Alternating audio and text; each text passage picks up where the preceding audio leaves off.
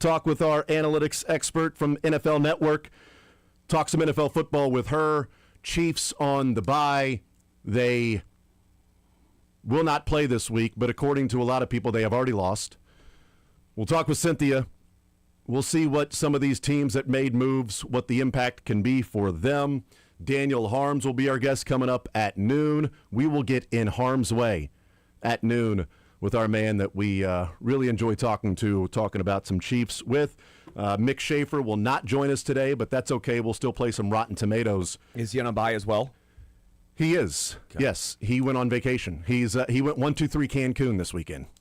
I don't know if he's actually in Cancun, but I'm pretty sure he's south of the border.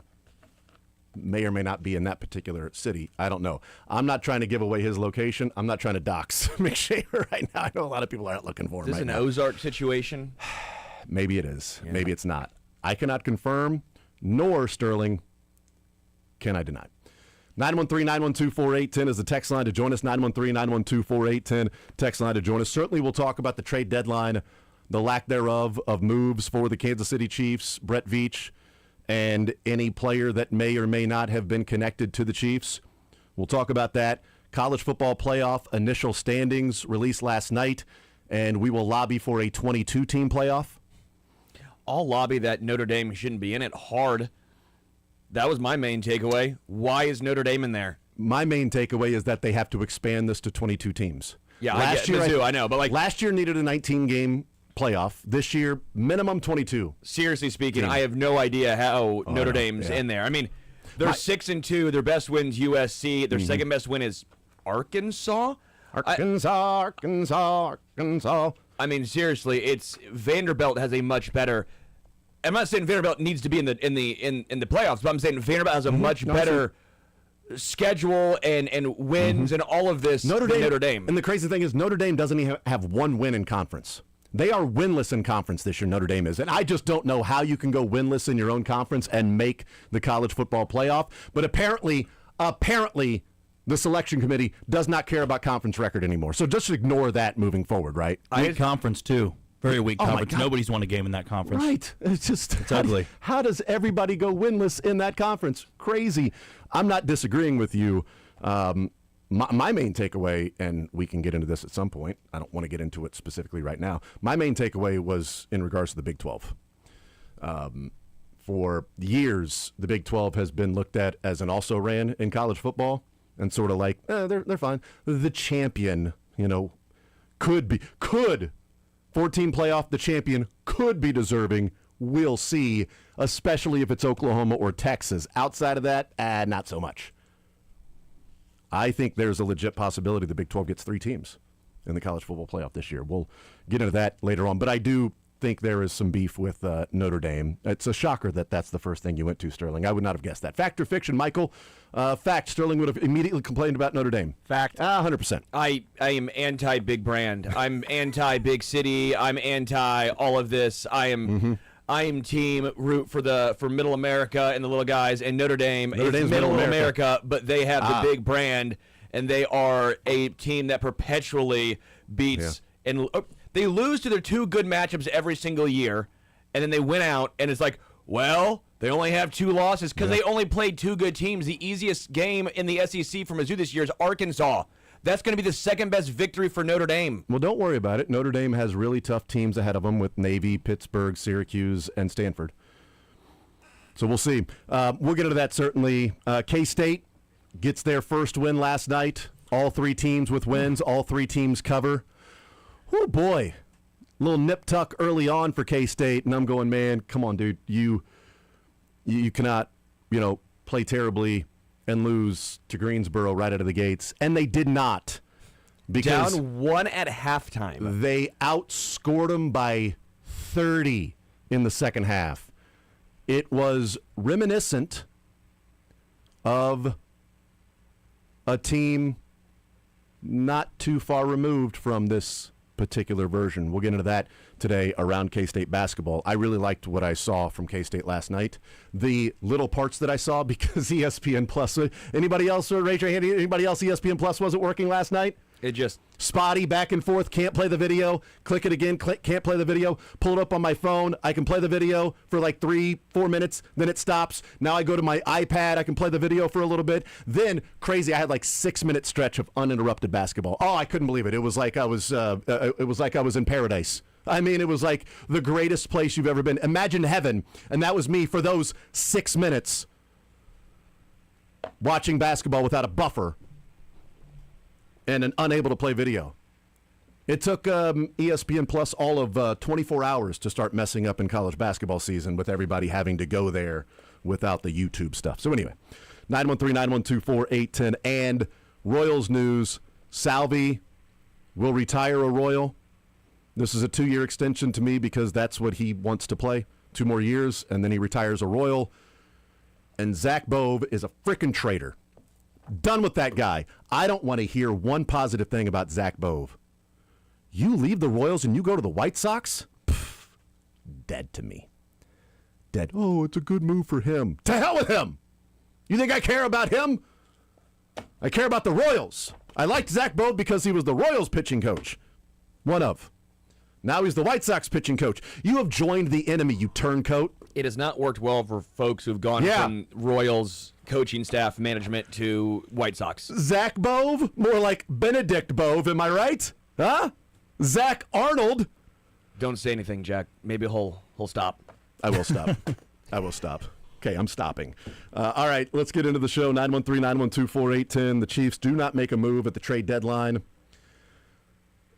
I like the conflicting emotions that take place throughout the game from Chiefs Kingdom, Chiefs fans of, he better make a move. I think they're going to do this. Well, this is a guy that they can go out and get. This is what it then doesn't make a move. I knew they weren't going to make a move anyway. I knew Brett Veach was scared to make a move. They weren't going to make a move. I knew it the whole time. They weren't going to make a move. And I'm just so tired. Because Brett Veach sucks. Because Brett Veach is terrible. He sucks. He's scared. He's not going to make a move. And I knew it all day long, even though all of my tweets and commentary was talking about what they could do and if they're going to move for this guy. And I think they can go get a defensive lineman. What about Calais Campbell? Ooh, Breece Hall's out there. Do they need a Breece Hall? Do they need a running back? Do they need a defensive lineman? I'm excited. Let's see if he does anything. Didn't do anything. I knew it. Told you. I tried to tell you nothing was going to happen, except for the week-long conversation about what you thought could happen. That's one part of the commentary that we can get into. But let's discuss if we're good with no move that was made by the Chiefs, Brett Veach, and acquiring any player yesterday. We don't know what the asking price was for certain players. We have an idea, according to Connor Hughes at SNY, of what the asking price was for Breece Hall, what the asking price was for Jermaine Johnson II, what the asking price was for Quincy Williams for the Jets. Like, we have an idea of those particular players. We don't know what an asking price was for Tavondre Sweat in Tennessee, or if Pollard was available. Or Calais Campbell. Or if Campbell was even interested in leaving. If he just says, no, I'm good, I'm staying here. Maybe I believe that Jacoby Brissett can help us a little bit now that he's the starting quarterback. Maybe I don't want to leave again. I'm good.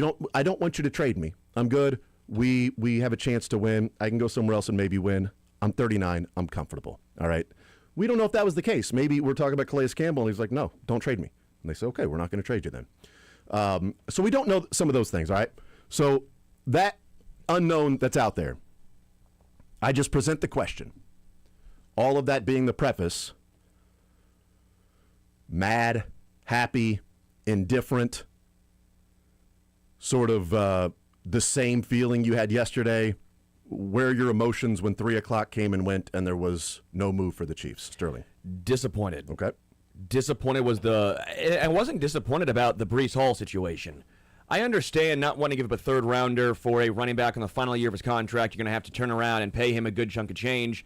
I mean, a third rounder for a rental running back is a lot of draft capital. And by the way, there's a reason why no other team did it as well. What? No. Everybody was throwing third rounders at the Jets, and the Chiefs refused to do it. Didn't Breece Hall didn't they get in a bidding war for Breece Hall for third rounders? Didn't he get traded for like a third rounder or something?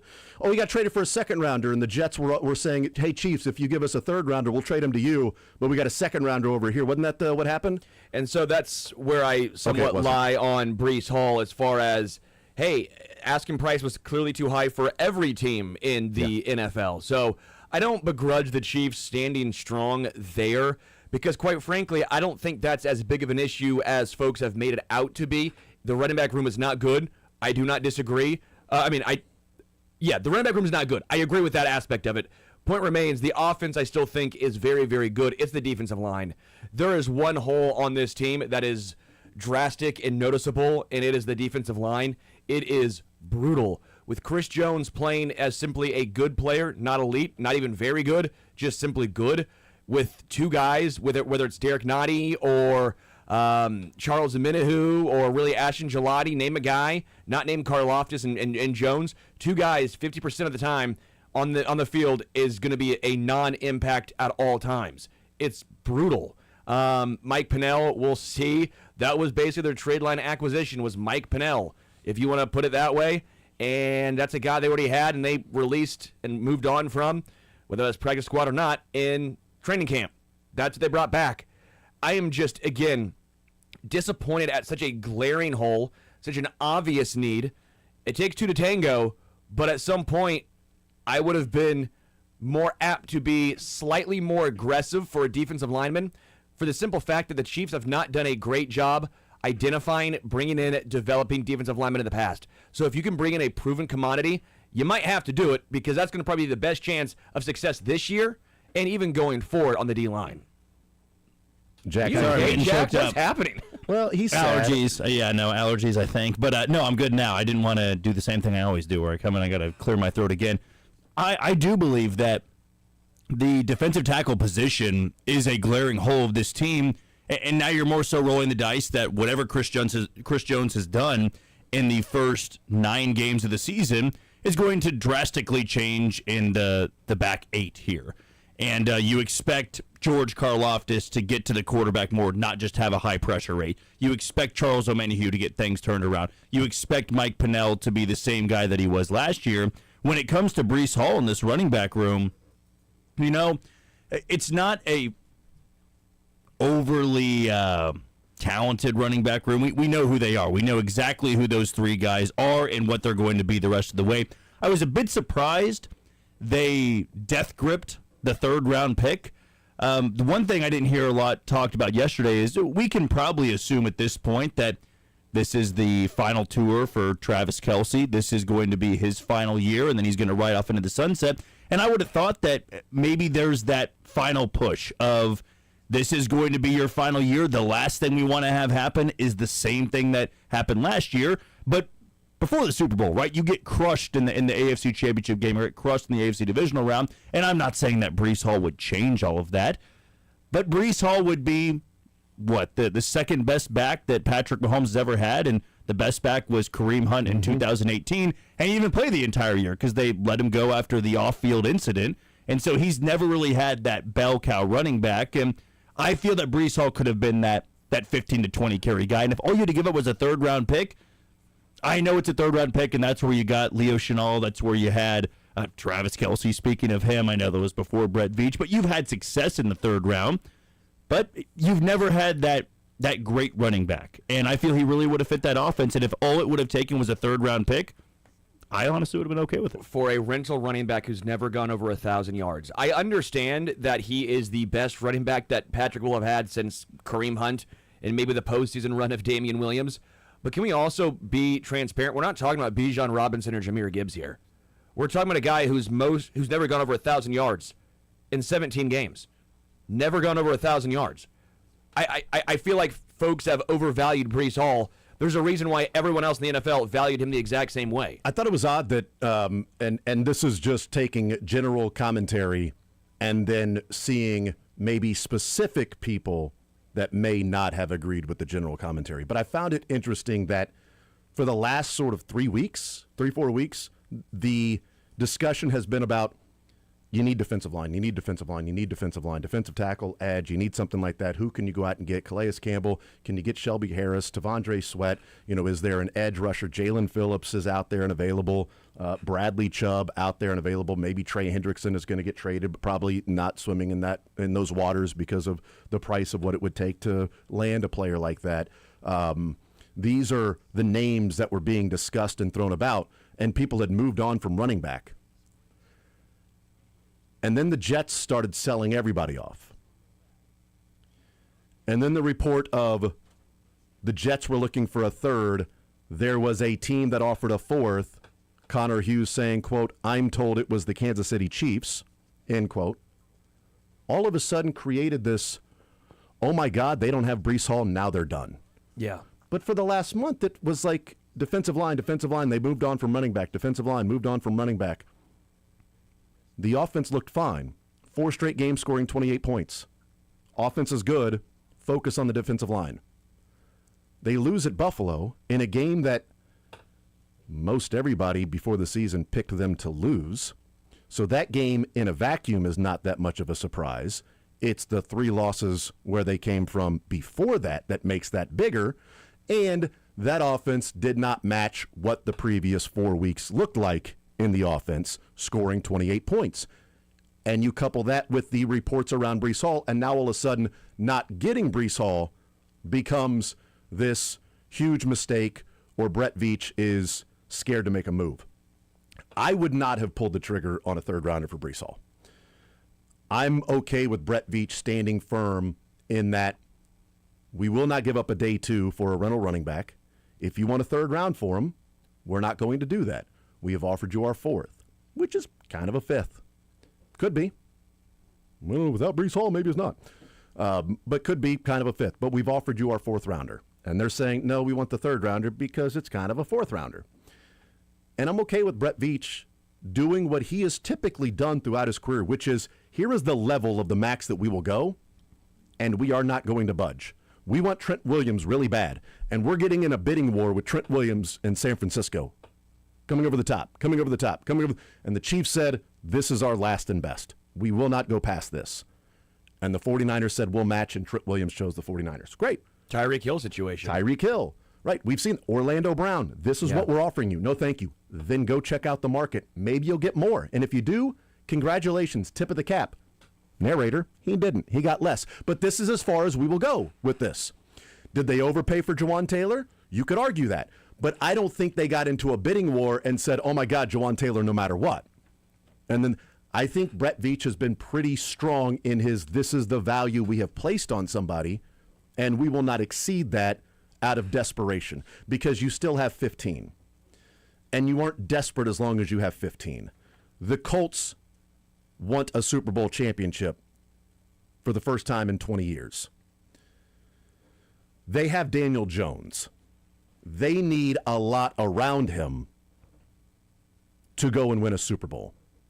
The Chiefs needed a lot around Alex Smith to win a Super Bowl, and they never did because they didn't have 15. They do now. I would not, and if we're talking about a third rounder, I would just ask people, would you trade Noel Williams right now straight up for the final 9 games of the season for Breece Hall? Would anybody in Kansas City do that? No. That'd be crazy if you said yes. You've got 4 years of Noel Williams, who's playing more and more and could be your starting cornerback next year if Jalen Watson walks, or if you trade Trent McDuffie or something like that, for a rental in Breece Hall. So I would not do that. I wouldn't trade, Jack, you brought up Leo Chenal. I wouldn't trade Leo Chenal. Dorian O'Daniel, yes. Right, fourth rounder. But the flip side of that is, well, I would trade Wanya Morris for him. I would trade Lucas Niang for him. Sure. So, yes, I understand that. You don't know, but that's sort of the point. You don't know what you're going to get. You might end up with Wanya Morris. You might end up with Noel Williams or Leo Chenal, who's been damn good for this team. You might end up with one of those guys. But this team, as long as they have Mahomes and they're paying a center and a guard and a linebacker, Rashee Rice is going to be, coming open for a contract extension. If you want to pay Trent McDuffie all that money, you can't throw draft picks away for rental players. And I find it interesting that many people criticize Brett Veach looking back in the Kadarius Toney deal and saying, you gave up a third rounder for Kadarius Toney. And then yesterday using that against him and saying, you're willing to give up a third rounder for Kadarius Toney but not Breece Hall? But you said that was a mistake. So if that was a mistake, then maybe he's learned from that mistake. But you are then using that mistake against him for not what he may feel, making the same mistake again. Also, It's not apples to apples. Kadarius Toney had multiple years. Yes. They gave up a third rounder for somebody that was going to be on the team the next year and still had team control the year after that. They just cut him after that particular year because it didn't materialize. But the process was, to me, understandable. Sure. If Breece Hall was under contract next year, I'd be like, how do you not give up a third rounder for him? I'd be on the air saying, they wanted a third rounder for Breece Hall. You get him under contract next year for, $8 million salary cap hit? Are you kidding me? This is dumb. You've got to do that. It's a third rounder. You've got a year and a half with this guy. But they don't. It's a rental player who, by the way, they may go and sign in the offseason. And maybe they do, maybe they don't. But this is a Chiefs team that does not invest in the running game. Andy Reid does not hand the ball off. And a better running back is not going to make him change that. Kareem Hunt was effective against the Bills. They still stopped handing it off. They weren't down by 3 scores. They were down by a touchdown. The last 23 minutes of the game, they were down by a score. And they still weren't handing it off. And they were effective doing that. Yeah. So it's not something that Andy Reid does, this offense does. And you can make an argument every time they hand off, I'd rather have Patrick Mahomes throw the ball. Would it be like bringing in Joshua Uche, where it's like, hey, he's a great player, at least what we've seen with the Eagles this year, but if you're not going to use him, having him here doesn't help you. You can be a great player, but if you're not being used and utilized, how much of a difference can you make? The draft has changed so much in what we're seeing with transfer portal and NIL with players staying longer. First and second day picks have become more valuable. Third rounders are now viewed as second rounders. Second rounders, first rounders, whatever.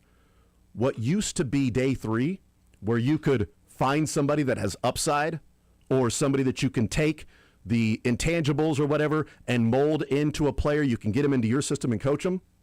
You're now seeing third day draft picks are more finished products that are older. They've stayed in college another year or 2 because they're making more money, they're comfortable, they're transferring, they're getting extra years of eligibility. It's not the same in day 3. So those day 3 picks have become more expendable, and the day 1 and 2 picks have become more valuable. So that's why Brett Beach, and he's talked about that. So it's not a surprise they weren't willing to give up a third rounder for a rental player. And I'm totally fine with them not doing that. I don't know if we get in the offseason. I tweeted it out. I don't know if they get in the offseason, they're offered 2 first rounders for Trent McDuffie. If they are, I think you would be dumb not to make that move. I do find it interesting that the people replied and was like, no team is going to trade 2 first rounders and then have to pay the cornerback. It literally happened 2 hours ago, jackass. It just That's why we're talking about happened. It literally just happened. They traded 2 first rounders and they're paying Sauce Gardner. It literally just happened. I'm not saying they're going to get 2 first rounders. That's why I said if they're offered 2 first rounders, you make that move. We'll see what happens there. But I would have liked to see a defensive lineman. I don't know what the conversations were, who was available, what it would have cost. But I'm okay with him not sending a third rounder. I would be excited about it now. It'd be like, all right, cool, go. Let's see what Breece Hall can do. Excited about it now. But also bigger picture, understanding that this is a risk, and I don't know that it's a risk worth taking. To Jack's point, if you're getting the last juice of Chris Jones and Travis Kelce is walking at the end of the year, then you can take either side of that argument. One would be, well, then you trade the third rounder so you can try to go and win a Super Bowl this year before those guys are done. The flip side would be, okay, well, now you got to really replenish. Well, that's what the Royals did, right? Now you really need draft picks. If you're doing what the Royals did in 16 was they tried to run it back with all those guys. And 17 a little bit. And 17, I guess, to an extent, was probably the real one. So, again, a little different, obviously, but I think the point remains if it was Tavondre Sweat for a third rounder, I would have been all the way in. I would also probably I'd probably point out I don't think the Titans would have accepted a third rounder for Tavondre Sweat. Yeah, and maybe Arizona was not even listening on Calais Campbell because Calais said, "Don't trade me. Yeah, I want to stay here and finish the last year or 2 or 5. Who knows how long he's going to play in Arizona?" But we'll see. Also, a quick little nugget from Jonathan Jones, and then we'll take a break, and I want to talk about the Salvi and Zach Bove, but. This from Jonathan Jones talking about the Chiefs. I thought this was interesting. I think Kansas City, this was yesterday while we were on the air, I think Kansas City could go after a running back if one falls into the Chiefs' laps. but they are bullish on Isaiah Pacheco's imminent return. Mike Pennell's return to Kansas City does not preclude the team from looking at more defensive line help, though.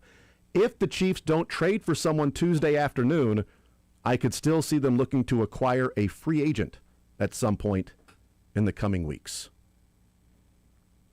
Well, there's only one defensive line free agent. Are you a religious man?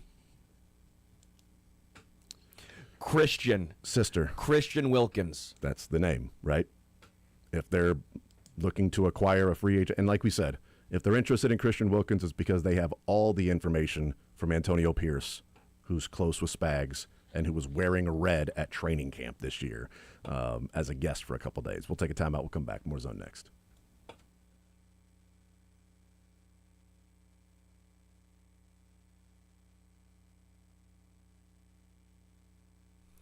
Betting on if Christian Wilkins will be a Chief might be one of the few things you actually can't bet on FanDuel. In Missouri, I guess Jason's going to allow it. But if you are trying to get excited, if you in Missouri are sitting here watching everyone in Kansas have all this fun, it's just all this fun over here in Kansas, Missouri, get ready. FanDuel, America's #1 sportsbook, is coming soon to you. And starting December 1st, new customers in Missouri can get up to $300 in bonus bets when you make your first $5 bet. From touchdowns to home runs to three-pointers, with FanDuel, any play can be the play of the game. Plus, with live betting, you can even get in on the action after the game has already started. I love doing that personally in NBA. It is my favorite thing to do whenever a team gets down 20 in the NBA. Bet on the team that's down 20. 20-point leads in the NBA evaporate so quickly. That is my favorite thing to do. And it's all on an app that's safe, secure, and super easy to use. FanDuel is the best way to game day, and it's coming soon to Missouri. Just visit FanDuel.com/Missouri to learn more. This way, you'll be all set to bet when FanDuel goes live in Missouri on December 1st. That's FanDuel.com/Missouri. Play your game with FanDuel, the #1 rated sportsbook app. Must be 21 plus and present in Missouri. First online real money wager only. $5 first deposit required. Offer starts 12/1/2025. Excludes customers who redeem pre-launch sign-up offer. Bonus issued as non-withdrawable bonus bets, which expire 7 days after receipt. Restrictions apply. See terms at sportsbook.fanduel.com. Gambling problem? Call 1-800-GAMBLER or visit fanduel.com/RG.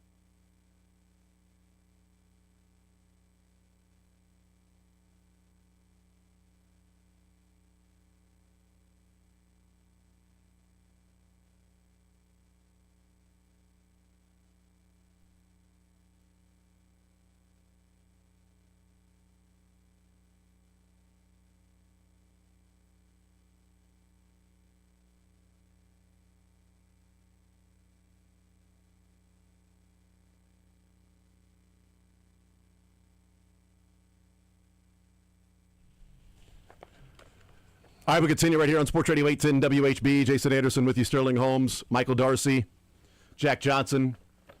Heading up until 2 o'clock. We'll talk with Cynthia Freeland coming up at 11 o'clock. The news came down yesterday. We heard J.J. Piccolo talk about at the end of season press conference about Salvador Perez. He had a $13.5 million option and said that we're probably going to do something. It's not going to be, probably not going to pick up that option, but there's going to be something that they do with Salvador Perez. They give him the 2 years, $25 million, so it's actually $1 million less each year than if they were to pick up just the option for $13.5 million this next year. My initial reaction when I saw the 2-year extension is that Salvi and the Royals have sat down and talked, and Salvi has said, give me 2 more years. All right? Not ready to say this next year is my last year, but I still feel like I can play. Let's go 2 more years, and then at that point probably be ready to hang it up.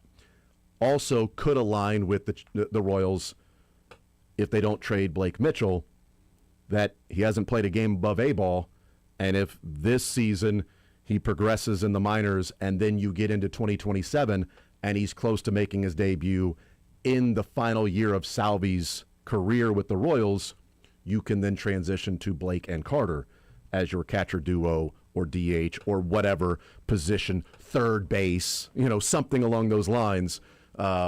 If you look at it from that perspective. But my initial indication, Jack Sterling, was I feel like this is the team and the player agent coming together and saying 2 years and then hang him up and retire a Royal. Because I don't think Salvi wants to go anywhere else for one final batting 150 and hitting 12 home runs. Harmon Killebrew, baby. And catching for 50 games, just randomly for like the Marlins or something. And then actually look and go, well, your career was not all with the Royals. You did play those 72 games with the Marlins before you retired. I can't imagine that's something Salvi wants to do.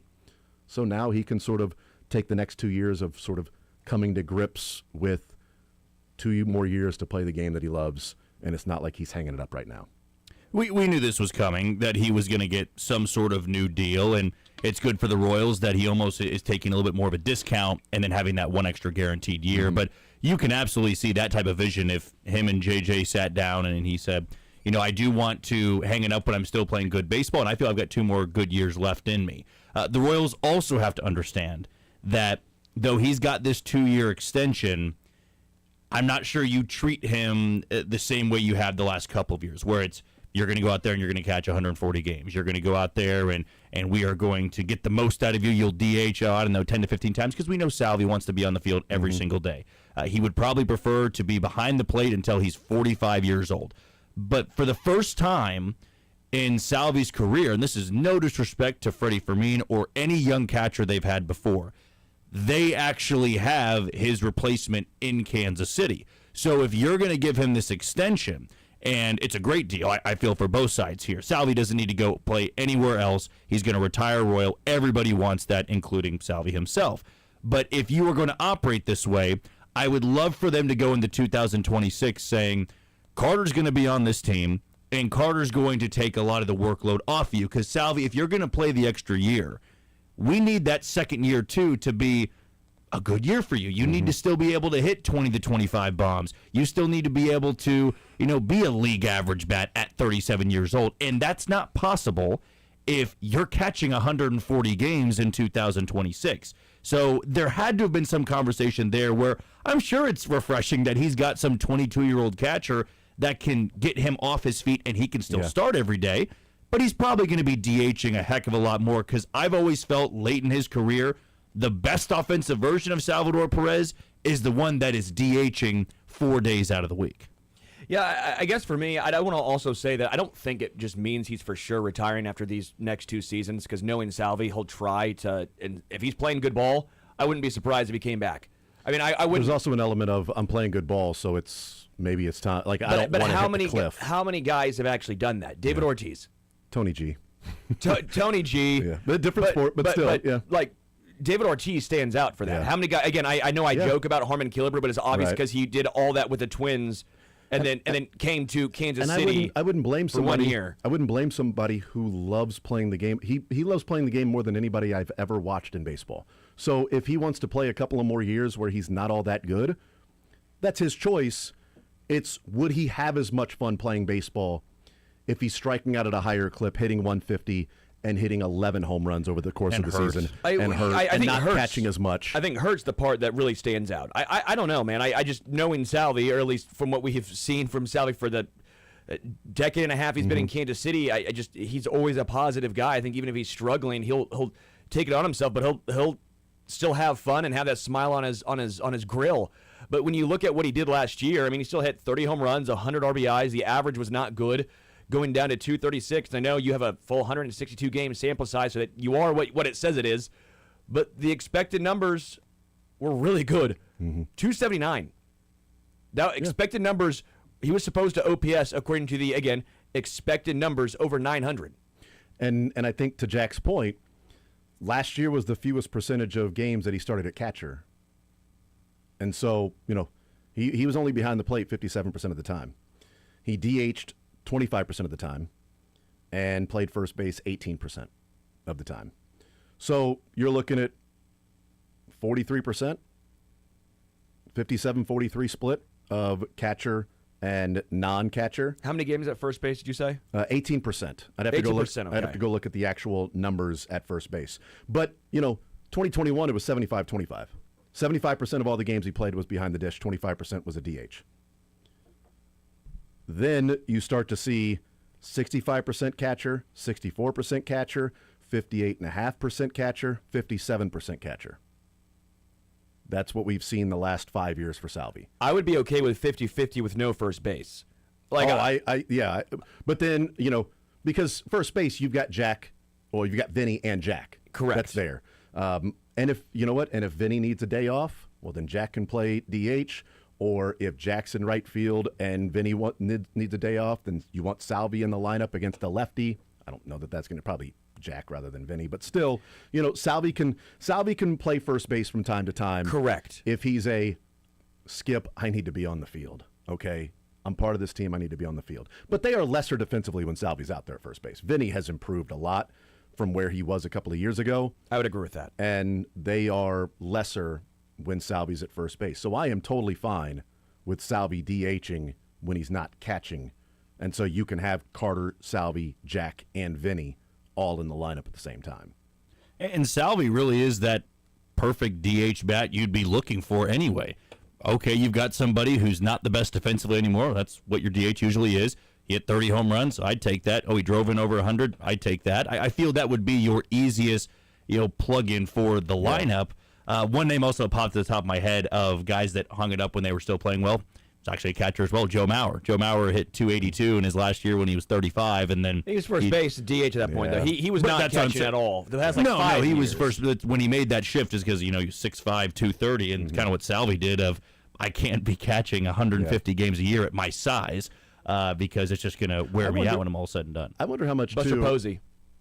Yeah, Posey was. Didn't he hit 304? I think when we look it up, I think he hit 304s last year. I also wonder too, the one leg stance. Catchers are. I don't know. I'd have to look at the numbers of it. Like, are catchers playing longer? Are their knees better? Like, do the biomechanics show that you're able to last a little bit longer with your legs with the one leg instead of the two legs as a catcher? And if that's the case, maybe that helps extend Salvi behind the plate a little bit. I don't know. But that is the new thing that everybody's doing. Part of it is it's a little bit easier on when you're exchanging one knee and the other knee. It's not both knees every single time that you're down and crouching for the pitch. Sometimes it is, just depending on whatever you're doing in that particular at bat or pitch sequence. But it was just a random thought that popped in my head of whether or not that actually does help in terms of extending and taking some of the wear and tear off catcher's legs. Also random, but yes, Buster Posey had his second highest OPS of his entire career his final year at age 34. He opted out in 2020 for the COVID season, came back for one more year, and was electric and then retired. So, yeah, I guess there is a case of you can do that. But, again, I'll point out, and kind of to Jack's point, even if Salvador Perez, let's not even say this year, let's say the year following that final year, that is a DH you'll take. Even if it is hitting 240 with 25 home runs and 90 RBIs, the Royals have needed a bat like that in their lineup for a long time. And I think that's almost a you backed your way into finding a DH, and I don't want to see Salvador Perez necessarily be your number 4 hitter anymore, number 5. Like, I think if he's more 6-7 in your lineup, that's the point. Then that means you have a great lineup. And but how's he going to be up 6, 7? Sorry, go ahead. But I actually didn't do that on purpose, and I hate that has now permeated into the darkness of my brain. But where would you like to see him in a perfect world if the lineup was built correctly? 6-7. 6-7. Anyway, go ahead. And so I think that's where you're at is, okay, so now you maybe have your DH. How can you figure out the rest of the roster construction? We also have to acknowledge there's certainly a possibility that 2027 he is batting 150. And his bat has slowed down, and he's still chasing low and away, and he's getting frustrated, and he's not hitting for power. There is that possibility, too. He hasn't had the major injuries to an extent that Miguel... Right. Like Miguel Cabrera, for example, we knew that... Now, Miguel was also a lot older at that point, but he started falling off at age 37. 37 was that year. Lost all of his power. But that was also because he had so many injuries that he fought through. Injury. Yeah. Yeah, it's nice to think of Salvi batting what he's batting this year and power and what the expected numbers were and say that's a nice DH. Totally agree. If 2027 comes and the bat is slowed down and he's still chasing low and away, which that's never going to stop, and those home runs end up being long fly balls for some reason, I mean, he's a bigger dude than he was, 4 or 5 years ago. I mean, it's funny watching 2015 highlights, and you're like, who's that guy? Who's that svelte man behind the plate? But that's also part of the power. But if he's DHing more, then who cares? It would be nice if the next couple of years you got that at DH from Salvi. I just think there's a possibility this is a 2-year deal, that the second year you kind of just have to be like, that's $13.5 million or $12.5 million more palatable than 25 for Miguel, in the last couple of years where you can't just move on from him. Salvi's still a part of it. He plays 2-3 times a week, DHing. You want to keep him fresh if you can. Not the same guy. You're going out to watch Salvi in 2027 as much as you can because you feel like number 13 ain't going to be there. That is certainly a possibility, too. Well, we've always prepared ourselves that the fall off of Salvador Perez is going to be quick. It's going to it's not going to be this gradual decline where he goes from 250 to 230. It will be that year where he just can't hit anything because it's not his design style at the plate is to hit a lot of home runs, swing a lot of pitches, and naturally, Father Time will take that away because you're older, your muscles aren't as strong, you're not as flexible as you once were. The pitches that are down and away, they're harder to get to. The fastballs that run up 98, 99, they're harder to turn around on. So the Royals need to be careful with this too. As happy as I am that he gets 2 more years here, the way you construct your roster cannot be built around, well, the next 2 years, he's in the opening day lineup. Absolutely going to be in the opening day lineup and starting probably behind the plate when they're in Atlanta in March. But going throughout the season, even at the deadline and the year after that, if you've got an opportunity to go get somebody that can either bump him further down the lineup, or if Carter Jensen has this tremendous step forward, let's say for this hypothetical, wins Rookie of the Year. Like, he's undoubtedly the best young catcher in baseball. Oh, great. Now you're taking a year of service time away from him. Thanks a lot. Exactly. Or adding a year of service time. Now you're taking a year of team control. Thanks a lot, Jack. Why don't you give us more bad news? But you can't move that way of, well, we still have Salvi, and Salvi wants to be out there. And I feel, knowing him at this stage in his career, he's not stupid of, well, I'm not going to play for this team if I'm not going to be starting. No, if he understood that his decline play would be hurting this team every single day, which I don't believe it'll be. I feel that in 2027, he could be that guy that plays 80 games and still a threat. It's like when we faced Detroit, those final years of Miguel Cabrera, if he was up in the 9th inning, he's not Triple Crown Miggy anymore, but it's... but he's going to put one into right center. I'm facing Miguel Cabrera. It's the same way it'd be for Salvador Perez of 9th inning, pinch hitting. Right. I don't want to face Salvi. He still can park one over the bleachers. 80, 83, 84 games at DH, and then he's available as a right-hander off the bench or a catcher if need be. There's some different things you can do in 15-year contract. He's going to be a pinch hitter until he's 50 years old. He's Julio Franco. That is what he's going to be. Let's do it, man. We'll find out. I don't want them building the roster around Salvi the next couple of years where he's your catcher, Carter's your backup, and Salvi's batting 4th or 5th. And in 2027, you're going to the game and batting 5th is Salvi at 180 and catching. I mean, if he's batting fifth and batting 240 and has a number of home runs, and it's like, wow, Salvi's still doing it. Great, awesome. But if he's still doing it and he's batting 6-7, then you feel even better. Shout out Julio about Franco for having a 799 OPS at age 46. Shout out Julio. More Zone next.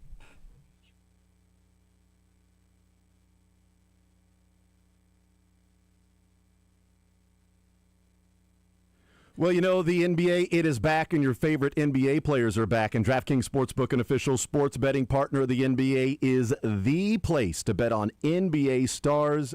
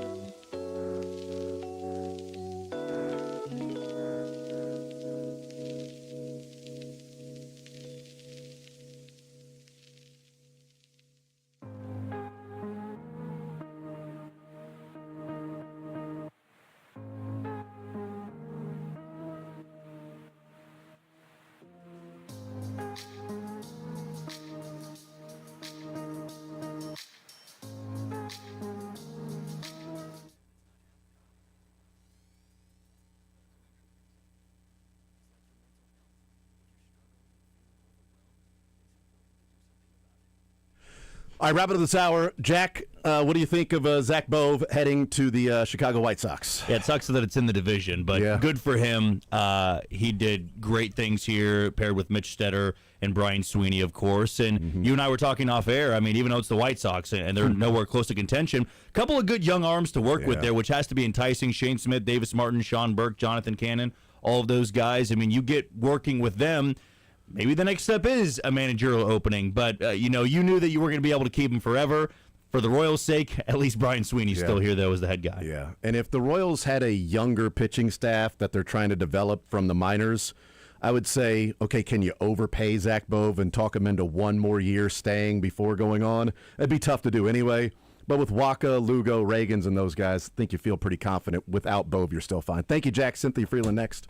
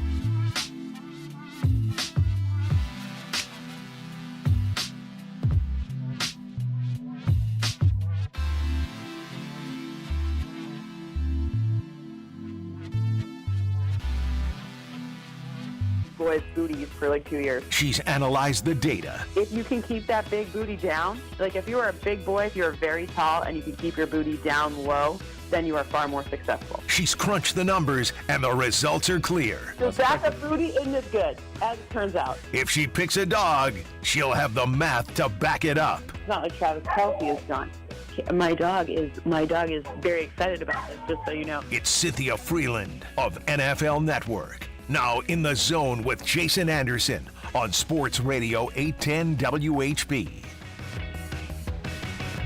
All right, we continue right here on Sports Radio 810 WHB. Jason Anderson with you, Sterling Holmes, Michael Darcy. We head up until 2 o'clock. Coming up an hour from now, we'll talk with Daniel Harms, Bleacher Report, RGR Football, talk some Chiefs football with him. Right now, let's talk some NFL football. Cynthia Freeland, NFL Network's analytics expert, joining us here in the zone on a Wednesday. Cynthia, how are you today? I'm great, thank you. How are you? I am good, doing just fine. Beautiful weather here in Kansas City. The bye week for the Kansas City Chiefs. They have 2 weeks to sit on that particular loss. And Chiefs fans have a number of days to sit on the fact the Chiefs did not make a move at the trade deadline. Lots of stuff to get into, Cynthia. Let's look back before we start to analyze current and look forward. They lose to the Bills by a touchdown, 28-21. What did you see in that game, and any particular takeaways from that performance? Well, I mean, look, it's always good when a team creates their entire free agent strategy and kind of draft strategy to really just beat one team, and you're that team. That's a lot of respect right there. But what you saw from a Joey Bosa in that game specifically, the reason they brought him in, right, that was to try to get exactly that type of pressure against exactly that quarterback. So, I mean, it's not to say that everything went perfectly for the Bills, but the number of things that went really well for the Bills versus the number of things that didn't go right for the Chiefs, that's how that ended up in the result that we saw, right? And it's not to say we don't, we see this kind of a lot in the regular season, and then, in the postseason things get fixed. So I understand why Kansas City fans might be a little like, oh, what was that? But ultimately, I think everything's okay. Yeah. Okay. Yeah, I've sort of said the same thing, and I think because the way the offense played and how it turned out, they lose to the Bills, and before the season I had them picked to lose to the Bills. Now I picked them to beat the Bills based on what we had seen the previous number of weeks. Right. That did not happen. It is curious how they came out and played offensively, but they also went up against a team in the Bills that were not going to sit back and play zone against the Chiefs that we have seen some teams do.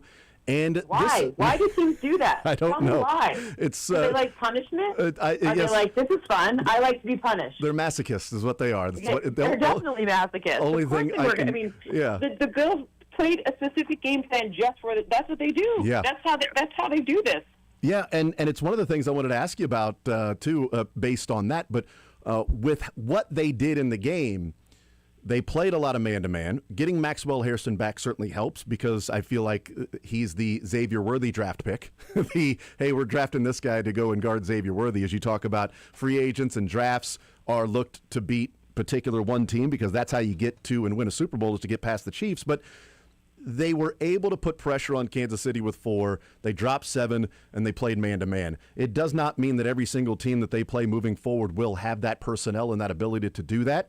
But is that something that could be an issue if they match up against a team that has a strong front 4, if the Chiefs are dealing with some issues on the offensive line, one snap or two, they had 3 backup offensive linemen in there. But for 25% of the game, they had 2 backup offensive linemen in there with Jalen Moore at left tackle and Jawan Taylor at right tackle, or Jawan Taylor out at right tackle with Wanya Morris in. Whether there are teams built to do that or not, is this something that we may see teams look at and go, okay, that's how you do it. Can we do it? Put pressure with 4, drop 7, and play lots of man-to-man. I mean, do you have Josh Allen on the other side? Because it's a real complementary game, like this is I don't think anyone in Kansas City would say Josh Allen stinks, right? He's not a great quarterback. So teams are gonna try to do that. But are they going to be able to actually do that? That's a very different story, right? Like the Bills were able to devote basically like a spy hybrid on Patrick every single down, and not a lot of teams have the middle of a defense that can do that, just personnel-wise, and not a lot of teams have an O-line like the Bills that is able to keep their quarterback from really feeling as much pressure as should have been felt. And by the way, it also takes Josh Allen being like the size of a freaking defensive end to be able to handle all that. So sure, teams are going to try to do that, but they have to be mindful that that's what worked for the Bills. It may not work for everyone else, or really anyone else. For sure. And we'll see what happens next Sunday. We'll see what happens Thursday or tomorrow night with the Broncos and Raiders playing. Raiders should have waited until after the game to find a way to trade Jacoby Myers. I don't know. Can you do that? Find a way to do that. Have Jacoby Myers play tomorrow night against the Broncos for the Chiefs and then move on. But we'll see what the Broncos look like with their mini bye as the Chiefs are on their full bye. But the Bills-Chiefs game specifically has been fascinating because now it's 5 years in a row that the Bills have beaten the Chiefs in the regular season. And we know it's 3 years in a row the Chiefs have beaten the Bills in the postseason, 4 overall with Mahomes versus Allen. And in this game, Cynthia, you see the Bills drop 7, have a semi-spy that's there, play lots of man-to-man against the Chiefs. The Chiefs trying to figure out how to combat that. Mahomes was pressured. He didn't play all that well. There were times where he looked like 2024 Mahomes, leaving some clean pockets and not feeling, comfortable in the pocket. This seems to be a trend, Cynthia, that the Bills sometimes show their hand in the regular season, and in the postseason, the Chiefs have all of the film to go and adjust from that. And I'm not saying the Bills go out there and play generic and play vanilla and lose the game, but the Chiefs do know when they face the Bills the next time, here's what they were doing, and here's the game plan we'll put together to counter that. Well, the other part of it is neither the Bills nor the Chiefs can afford to, it's not a great situation when the Bills aren't even in control of their division, and the Patriots have one of the easiest, if not the easiest schedule remaining of all the teams in the NFL. So maybe it's not a matter of like, even if they wanted to not show their hand, they kind of couldn't drop that game. If you're looking at standings, and this game has a lot of implications from playoff seeding standpoints and where people end up for both teams. And it's just I think whether or not they wanted to show their full hand, they were forced to. Yeah. And that was a common complaint that I saw after the game was over, Cynthia, of it certainly feels like the Chiefs don't typically go into that game and break out a number of new concepts against the Bills. And this may have been the year that you didn't have that luxury to do that against the Bills, that maybe it was a year to where you're willing to risk showing what you've got planned for the Bills, but use it in the regular season as opposed to the adjustments off of that in the postseason, if that is in fact to the truest extent that it feels like the commentary around the Chiefs and Bills is. That was a common complaint, and I don't necessarily disagree with a team that was 5-3, risk going 5-4 if you had some other things you could have pulled out to try to find a way to win that game. Yeah, but I guess on the other hand, like you have to look at, the Bills, all right, so Chiefs in the division still have both Broncos games. Yeah. There's a lot of time left. I know they control their own destiny, that way. oddly enough. I mean, they control their own destiny in the AFC West. That's right. So. That's right. Oddly enough. So it's just I understand, look, it's a compliment to everyone. It's like, is this the most complete Chiefs team ever? We ask every week. And why? Because it just keeps looking like it. That doesn't mean there won't be a game or two where something looks a little weird. That's just part of the season, and getting through some of these things and adjusting to O-line changes. again, O-line, that's a huge deal, and it will always be a huge deal. And against the Bills, who are coming to, I know they haven't had a ton of pressure so far ahead of this, that game, but that's what they've circled that one on their calendar for what day did the schedule come out? May 20 something. Yeah. They circled that on their calendar from the minute the schedule came out, and that was something that they had in mind through all of free agency, through all of everything going on. So I don't know. I just feel like it doesn't. Not to say that it doesn't matter, because they all matter, but I don't know. This just feels like it feels like you play that game 10 times, you're getting 5 of one, 5 of the other. Yeah. And typically those two played in the same season. Bills win first, Chiefs win second, which is perfectly fine. Chiefs will take that. Right. Yeah, I think they'll be okay with that. Every single year. Visiting with Cynthia Freeland, NFL Network analytics expert. One of the takeaways from that game, and then that dovetails into yesterday's trade deadline, was that Kareem Hunt looked like he was pretty effective. And the EPA per play, the success rate, some of those things would show that they were more effective when they were handing the ball off and running the football with Kareem Hunt. Doesn't mean you give them the ball 35 times, but they were effective in doing that. They weren't as effective throwing the ball. They had pressure, all of that. The Chiefs then go into the trade deadline. The report's out there. It was a third rounder that the Jets were asking for. The reports were that, report is that the Chiefs were the team that may have offered a fourth and not willing to go to a third. Ruffled some feathers of some Chiefs fans. And I just, we've talked about this before. I think it would be nice if Breece Hall was on the team. I would not give up a day 2 pick for a rental running back on a team, Cynthia, that clearly does not really value the running game all that much when they've got other ways to utilize the running game. And I look at it and I just don't think the running game is as vital to the Chiefs as it is to some other teams. And a day 2 pick for a running back, while it would help the Chiefs on specific downs that they hand off, not worth that price for a rental player for a team that doesn't typically invest in running the ball all that much anyway.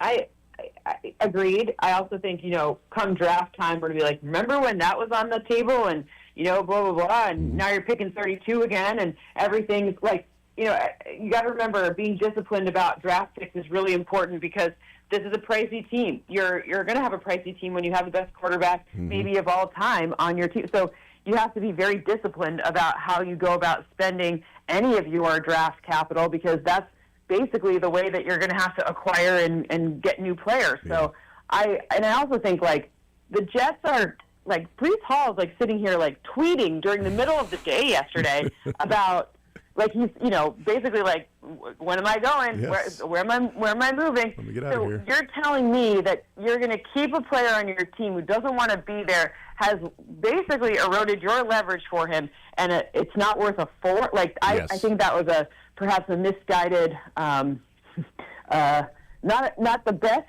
negotiation tactic, because who's to say they won't cut him? Well, it's at some point. It makes no sense. It's okay, so you want to keep Breece Hall around. You don't want to give up a 4th rounder for him. And are you going to re-sign him in the offseason, a running back, when... God, no, they're not. No, of course not. Absolutely not. You just traded Quinnen Williams, just traded Sauce Gardner. You're not going to go and then... Jermaine Johnson was fielding. You were fielding calls about Jermaine Johnson. Yeah. Who's left on the team? You got to start... There's just way too much... I'm very confused about their strategy, because clearly they're trying to get enough equity to go up and get a quarterback. Okay, that's the strategy. Well, you're giving away a defensive tackle. Okay, good. Oh, interesting. And a corner. Okay, your 2 best assets on the team. Sure, you got a nice haul, but you have to be able to look at the draft and say, who are we going to turn these into? Defensive tackle and corner and quarterback are so scarce. I don't think you're going to be able to get top-tier talent at all 3 of those positions in one draft. And by the way, it's not like your O-line is 6th. Yeah. So I'm so confused. It's just too many of the marquee players. Fine, all right, so smart of the Saints to whatever. Rashid Shaheed is great. I think that was a good trade for both parties involved. It puts the Seahawks over the top with, stretching the Literally. field. But also... Literally with Shaheed over the top. I get worked up about this. I know, but literally over the top with Shaheed, with him on the field now. Literally, for the literally Seahawks. over the top with Shaheed. Yes. Look, a non-number 1 wide receiver is something you can find in free agency or the draft, right? Great, fantastic. Now what? You just don't grow all of those positions on trees, and especially not in one draft. Do you like the move for the Colts then? You know, a team that's the number 1 seed right now and needing to, let's be honest, build more around the team with Daniel Jones at quarterback instead of you've got the quarterback and you can find other ways to win. Like you're going to have a full team with Daniel Jones. Do you like the move to first-rounders for Sauce? Look, it was a haul, absolutely. But it goes to show you how scarce corner is. Because it's not like, go out and find another one. I'll wait. Go out and tell me which college corner you think could give you that kind of production. I'll wait. Like, this is probably one of the best situations they'll find themselves in the next 3 years. Like, if you're going to go all your chips in and build around Daniel Jones, who's cheap. So you have a cheap, inexpensive, he's not a cheap person, whatever. You know, he's an inexpensive acquisition. So now you can use some of your assets elsewhere, allocate them accordingly. There are not corners coming out of this draft that it can play to the top level of what Sauce Gardner can play to. So I actually think it's a really smart move for them. They have the Jonathan Taylor.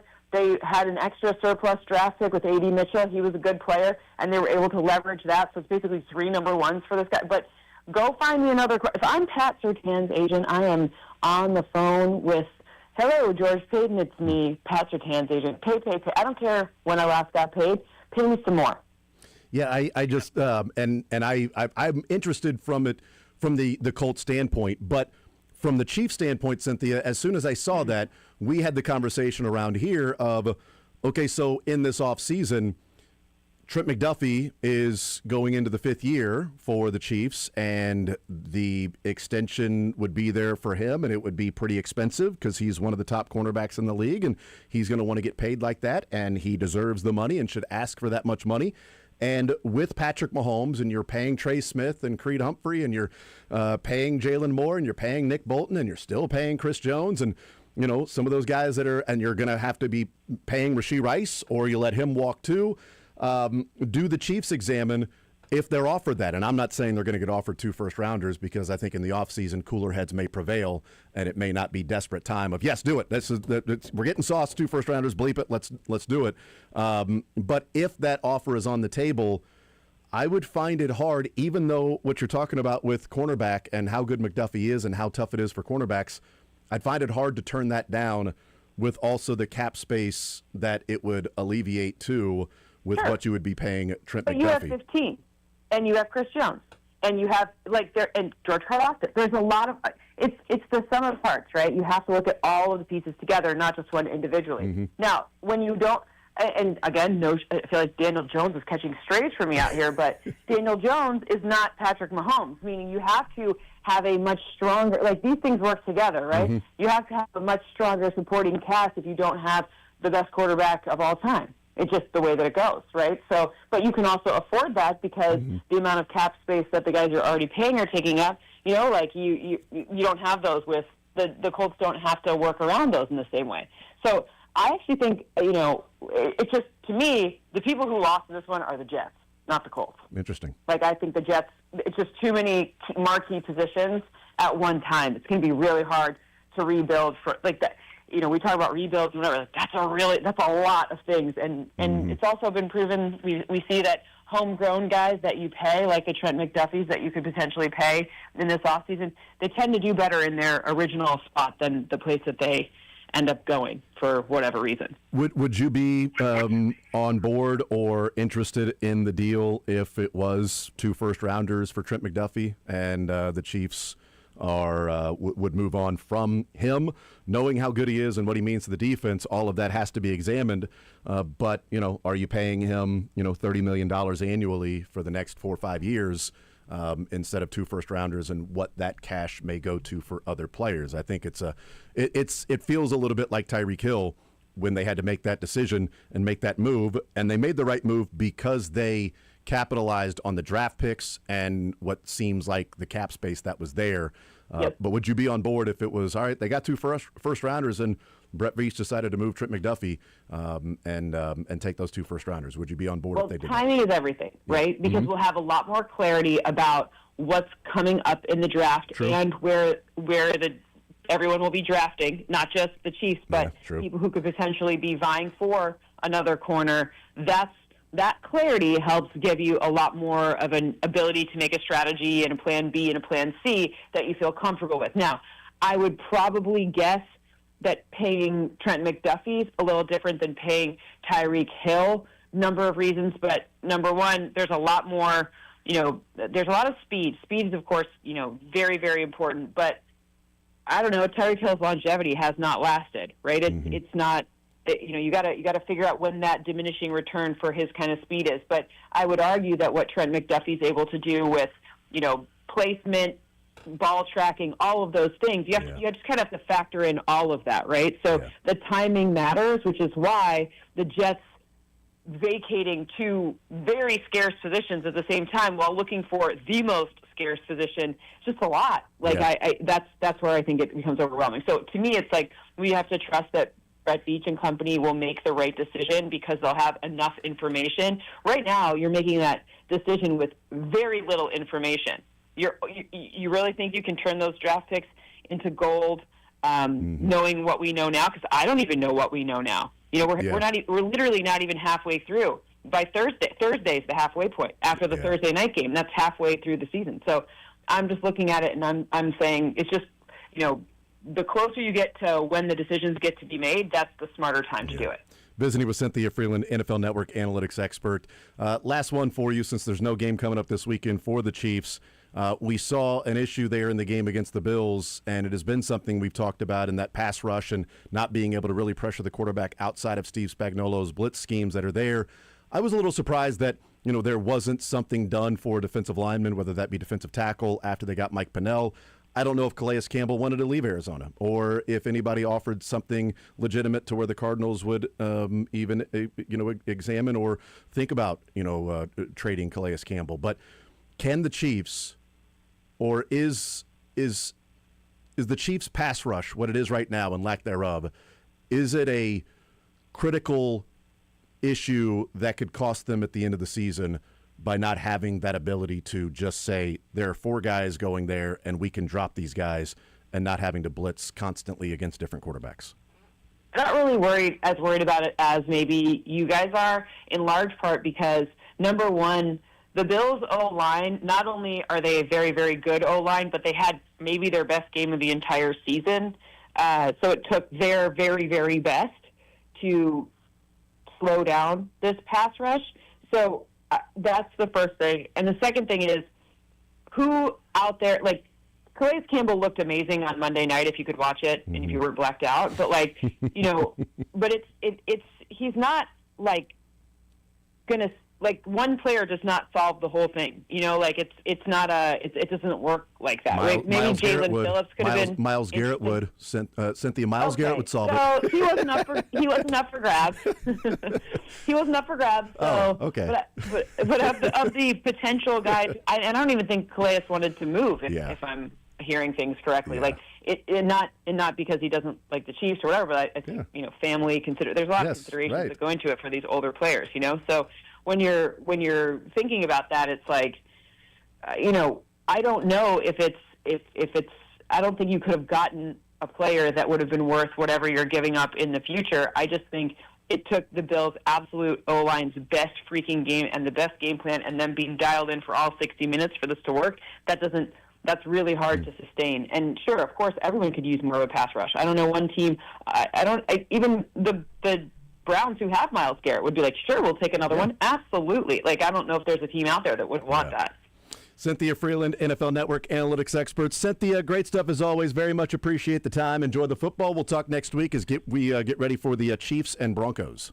All right, let's watch it. And the thing I would be watching for this Broncos-Raiders matchup, I want to see, without Pat Surtain, are they still just getting pressure with 4, or do they need to keep blitzing? That's going to be something that will be an interesting kind of as we get closer to the Chiefs game. Can they blitz or not? Because without Pat dropping back into coverage, we'll have to see. So keep an eye on that one. That's a good one. I really appreciate that. Cynthia, thank you so much. Enjoy the games. You too. Bye. Absolutely. There's Cynthia Freeland, NFL Network analytics expert, something to think about, because there is certainly that possibility that Pat Surtain does not play next Sunday as well. And against the Raiders, are they able to put pressure on Geno Smith and that Raiders offense while only bringing 4? Nick Benito's pretty awesome, and Allen's really good. Or are they having to blitz And if they're having to blitz against the Raiders, will they then have to blitz against the Chiefs to put pressure there? And if Surtain is not back there, are you willing to play as much man-to-man as the Bills were? Because the Bills didn't have to blitz to put pressure on Patrick Mahomes. They could drop 7, play man-to-man with even a pseudo spy that was there for Patrick Mahomes. So they had advantages in that game because the Chiefs could not protect Patrick Mahomes. The offensive line was better against Rousseau and Bosa. We may have seen the Bills have to change up their strategy if the Chiefs had time to throw and man-to-man routes coming open and maybe bigger chunks and space that's there, or even bigger space for Mahomes to get out and run, because that's usually when he picks up those big chunks of yards is when they're going up against man-to-man.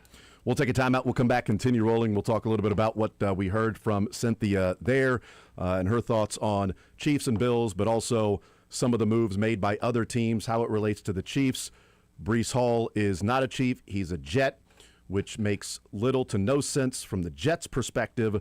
We'll get into some of that on the other side of the break. Also going to talk some K-State basketball at some point today as well. More Zone coming up next.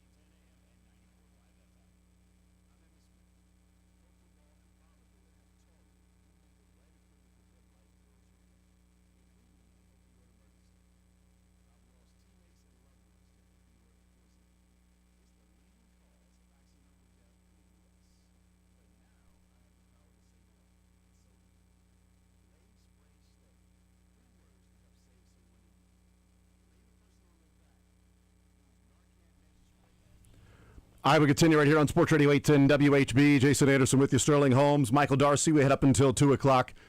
We'll talk with Daniel Harms coming up at noon. Talk some Chiefs football with Daniel Harms. First hour we spent talking about the Kansas City Chiefs, the trade deadline, the moves that were not made, reaction from that, our takeaways from that. Also talked about Salvador Perez and his 2-year contract extension, $25 million. Zach Bove heading to the Chicago White Sox, and a number of other things that we'll continue to get into. Thank you to Cynthia Freeland, NFL Network analytics expert. We'll talk some college football playoff as that ranking came out last night.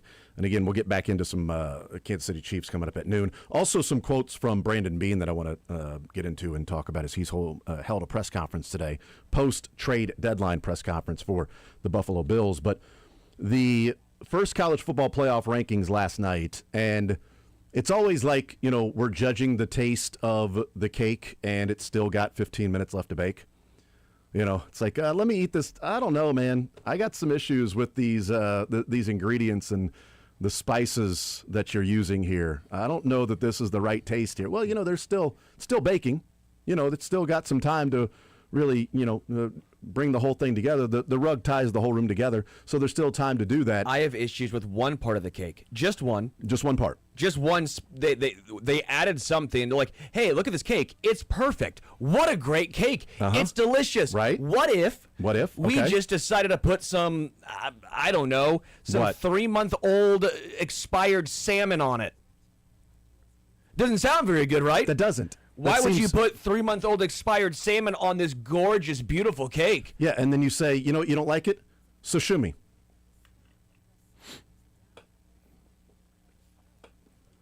That was good.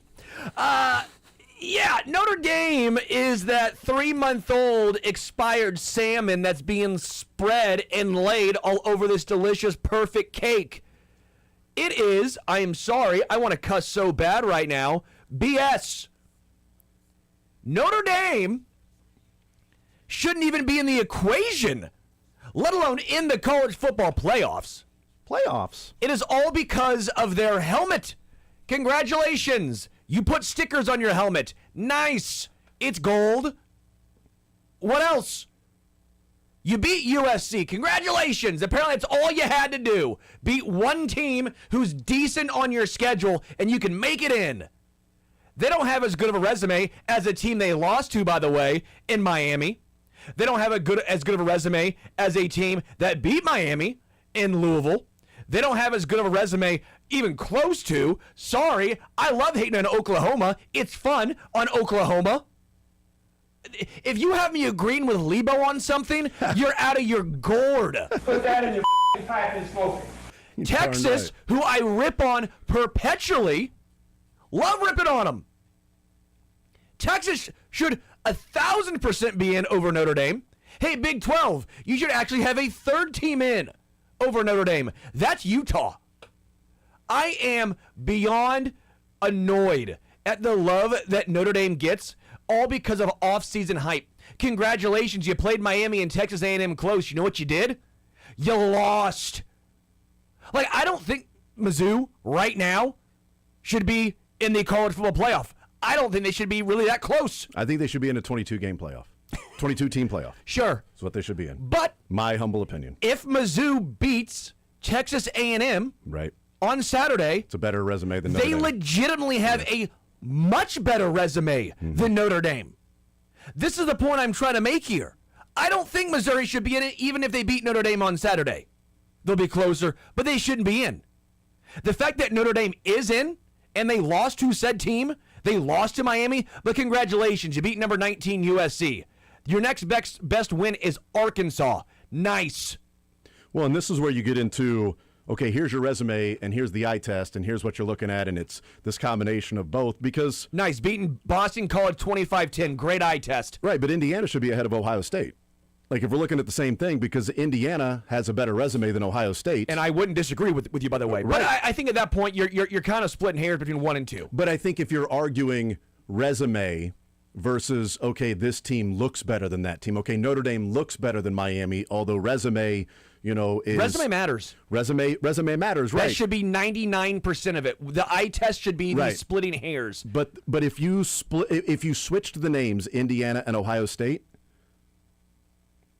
the team that is playing Indiana, would be number one. If you switch those names. Oh, I don't disagree. Yeah. Which, by the way, I They think beat Illinois 63-10. Ohio State beat Illinois 34-16. And I will also point out, if you're Indiana, I don't think you would mind in this current bracket being the number 2, because I think you'd rather play A&M versus Alabama. Right. And by the way, again, I Well, have maybe not. I don't know. We'll find out how good A&M is. I mean, I have less concern and less vitriol for if you are in the tournament and, by the way, you have a bye. Like if it's 4 versus 5, I get that, like Bama versus Georgia, but I think we all agree Bama is better than Georgia. What it really comes down to is you got to make it. And the fact that Notre Dame is in it, and I think that they should be basically closer to Missouri. The question is, will they be there even if they have only 2 losses with their resume compared to other teams that would be challenging to get in with 2 losses? Because if they beat Navy, Pitt, Syracuse, and Stanford, and again, hypothetically, I'm not trying to just because I know off the top of my head, if Missouri wins out and Notre Dame got in over Missouri, that would be ridiculous. That would be absurd. I mean, that shouldn't even be a conversation. Missouri would have an A&M and an Oklahoma win on their resume. And actual wins against teams. Let's say Oklahoma wins out and they beat Bama and Missouri and then LSU. Yeah, for sure. That has to be in over Notre Dame. Like, I just get, if Texas wins out, if Texas even loses one more, they should be in over Notre Dame. If they beat either Georgia or A&M, they should be in over Notre Dame. If Oklahoma beats Alabama, and maybe let's say they lose to Missouri and beat LSU, they should be in over Notre Dame. I just don't understand this conversation because they wear gold helmets and because a guy who was 5'0" played there and they made a movie about him, that we have to act like that Notre Dame's this powerhouse of a squad. Congratulations, they have a fighting Irish. They're a leprechaun. That man on the show. We had that man on the show. Don't give Rudy some strays. Come on, man. No, but like he's also 100 and nothing. 100, but because they have a and movie about a him, speck of athletic ability. They apparently get some sort of extra movie. They had a movie about him. We got to put him in the playoffs. They haven't won a conference game in ever. That's true. Because and then you're just rewarding a team for playing bleep teams all year long. You're rewarding Notre Dame for playing. Hey, we'll schedule 2 good teams. 3. Well, I'll give you 3. We'll give you Miami, A&M, and USC. We'll schedule 3 good teams all year long. And if we win one of those games, put us in the college football playoffs. That's what this would be. I think this would be the easiest schedule for most teams in the Big 12, any team in the SEC. Yeah, some of these things I think will ultimately figure themselves out when the games are actually played. Because I think there are going to be a number of 2-loss teams that are going to be competing with Notre Dame for what will probably be the final spot in the playoff. And I know Notre Dame isn't the final spot. Well, they are the final at-large bid. They're the final at-large bid, yes. Because it's Memphis is the group of 5, and then Virginia is the ACC. Right. One of the other takeaways that I had that is a positive for, the area. They got the other 11 teams right. Yeah, that was sort of easy. But what I think is a positive for the area, maybe not for area teams, but could be in the future, that the Big 12 got some respect. And I know SEC has 4 teams in there, and the highest ranked, ACC team is 14th. But the Big 12 has a 3rd team sitting at number 13 with Utah, and if Utah wins out and ends up with only 2 losses, BYU and Tech play this weekend. Massive game. If Tech wins and BYU and Texas Tech both have 1 loss and they end up playing in the Big 12 championship game, both would have to then go with only 1 loss. SMU last year lost the conference championship game in the ACC, which was their 2nd loss, and it did not cost them a chance to play in the college football playoff. They still made them an at-large, specifically saying playing the extra game shouldn't hurt this team. Clemson got in with the automatic bid. SMU only had 1 loss. They would have been in before. Yeah. They were forced to play the championship game. If they didn't play the championship game, they'd be in, so they got in. I'm glad, by the way, they made that decision. That's the right decision. So you would think Tech and BYU, if Tech wins and they both end up with one loss, and then they play each other in the Big 12 championship game, you would think both are in. And if Utah wins out, they would be a 2-loss team that is already number 13 right now. I think they would be close. And now I'm not saying they get 3. Yeah. But this is a year in which the committee has looked at it and said, no, we think the Big 12 has some good teams. We respect the Big 12, even with, Utah's losses, by the way, are just to Texas Tech and BYU. Now, I will also point out their schedule so far has been very Notre Dame-like. Yeah, their only wins against Yeah. 21 Arizona State. That was 19. Well, I don't even know where's Arizona State. Are they even ranked anymore? Not anymore, no. Yeah, And I mean, Cincinnati's not ranked anymore either. So they have 2 of those decent wins. I mean, again, they're very Notre Dame-like. I guess when you look at it, Utah and Notre Dame are actually fairly comparable. It's Oklahoma and Texas and maybe even Louisville that have the biggest gripes. But I think Utah is a very similar situation. If they went out at Baylor, against Kansas State, at Kansas. Couple local teams playing spoiler for the Big 12. Where's Mark Mangino? If there is a questionable pass interference somewhere with K-State or KU that gives Utah an extra set of downs, you know what this is about. That's right, dollar signs. The Big 12 trying to get that third team into the college football playoff. K-State, KU. You want a little extra cheese, maybe have to play the sacrificial lambs there the last couple of weeks to make sure those Utes can... No. By the way, do not go out of your way for Utah. Tired of their fans complaining about the Big 12. Agreed. Don't go out of your way for you. Beat Utah. By the way, All right? so I think Tech is in a weird spot. Tech and... Texas or Georgia? Texas Tech and BYU, because they play each other this upcoming week. Yeah, it's this week. It's a massive game. And that's why I said if Tech wins, they would both have one loss. Yes. And then I think you're both in. But if Tech loses... they would both have to then win out the rest of the way. And Tech's other games are TCU at Cincinnati and UCF. That Cincinnati one's still a pretty good one. TCU's not a bad one. That'd be TCU. Are you looking would be at Texas decent. Tech? Yeah. No. Sorry, look at BYU. I was going to say, Tech has only 2 games left, and that's Central Florida and West Virginia. Yeah, and that's going to be tough to really gain ground on. Right, but I mean, beating BYU this weekend It's huge. is essentially Texas Tech in the Big 12 championship. Agreed. If Texas Tech wins versus BYU, I think you're sitting here saying they're in the college football playoffs. If they lose to BYU, That's a good point. I think you're sitting here going, they're probably on the outside looking in. But they would need, at that point, they would need to have some tiebreakers go in their favor, because that would give them 2 losses in conference where Cincinnati only has the 1. Houston has 2, Utah has 2, Arizona State has 2. And so what happens the rest of the way with them? You need the tiebreaker to make sure you get into the Big 12 championship game. And if you get in, then you need to beat BYU. Because BYU at that point would have it. Well, They'd have a 1-game lead on the Bearcats, but they would play BYU. What Or you they do would play need Cincinnati, is I some mean. of those teams that you have won against to look better. Like, you almost need Houston to win out, but not have – you have the tiebreaker over them, right? So you almost need Houston to win out because you need Houston to look like they were a really good 10-2 team. Yeah. You need Cincinnati – you didn't play Cincinnati. So that doesn't help you. Yeah, BYU plays Cincinnati in a couple You weeks. need K-State to look good. You need Utah to look good. Like, that's what you need at this point because you have to have some of those on your resume to bolster it just a little bit, Yeah. right? No, I think it's a big game this weekend for both of them, obviously. But for college football and the playoff implications, you're also playing BYU at home. I mean, if your 2 losses are at Arizona State and at home to BYU, where's the win you hang your hat on except for Utah?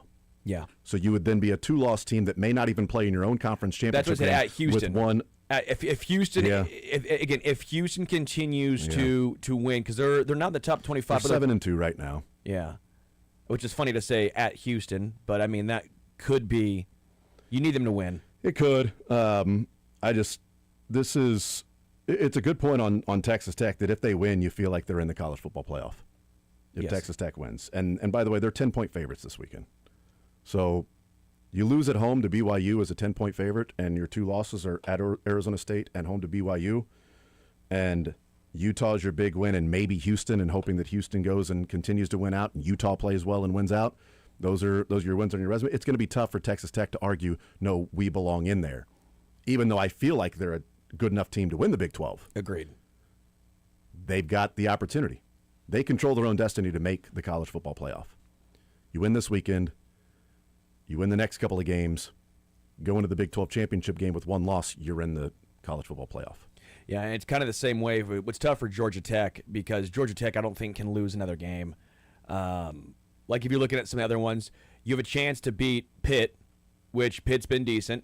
Again, that's the same thing as Notre Dame. Georgia Tech could lose another game as long as they get into the ACC championship. If you're talking about specific at large, but that game against Georgia to end the year, that's always going to be. Mm-hmm. But they can still be the ACC champions. Yeah, because they're sitting there with only one loss behind Virginia, who's undefeated in the ACC. Yeah, I guess good call. So they can still be there. There's a number of, by the way, there's a number of one-loss teams. There's 1, 2, 3, 4. There are 6 one-loss teams in the ACC. Yeah, the ACC is going to be wild down the one-loss stretch. conference games for the ACC. ACC is going to be wild down the stretch. Again, the point remains that I just think Notre Dame is vastly overrated. To bring it back, Notre Dame sucks. I didn't say sucks. Overrated. They're the most overrated college program. So Tim Grunhard just texted, I'm on my way. I don't know what for. Maybe just to have lunch or something? Or maybe you think if I jumped have over somebody this, for lunch. If I jumped over this ledge, do you think I'll be okay? I know we're on like the I'm second going floor. to butter your bread. I'm just saying. He's going to stick a bat up your ass. That's what he's going to do. I didn't say when he played. I didn't say his team. I'm saying this year, if we're looking at this, Notre Dame being in the college football playoff is vastly overrated. It's based on brand, not production. Grunny says check's already been written. So he's not texting me. I'm just saying that would be awesome if you were. We'll take a timeout. More Zone next.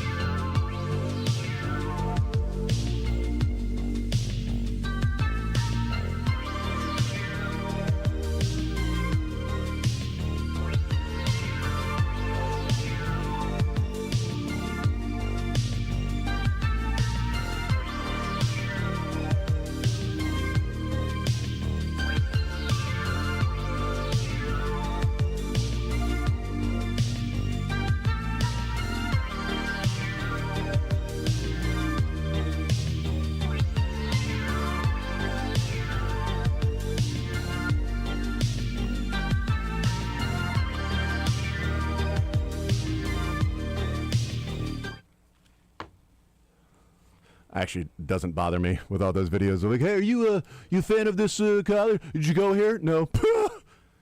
All right. Okay, I will say if you didn't go there or don't live in the area, like I'm okay, like if you're a KU fan and you didn't go to Kansas but you live here, yeah, that makes sense. Yeah. I'm totally okay. If you're a KU basketball fan and you live in North Dakota or you live in like Alabama, I'm an Alabama football fan and a KU basketball fan. Well, that was where do you live? Well, I live in Florida. What? Early on, when I first moved to Kentucky, that was the joke about what's the Kentucky football saying? Oh, Roll Tide.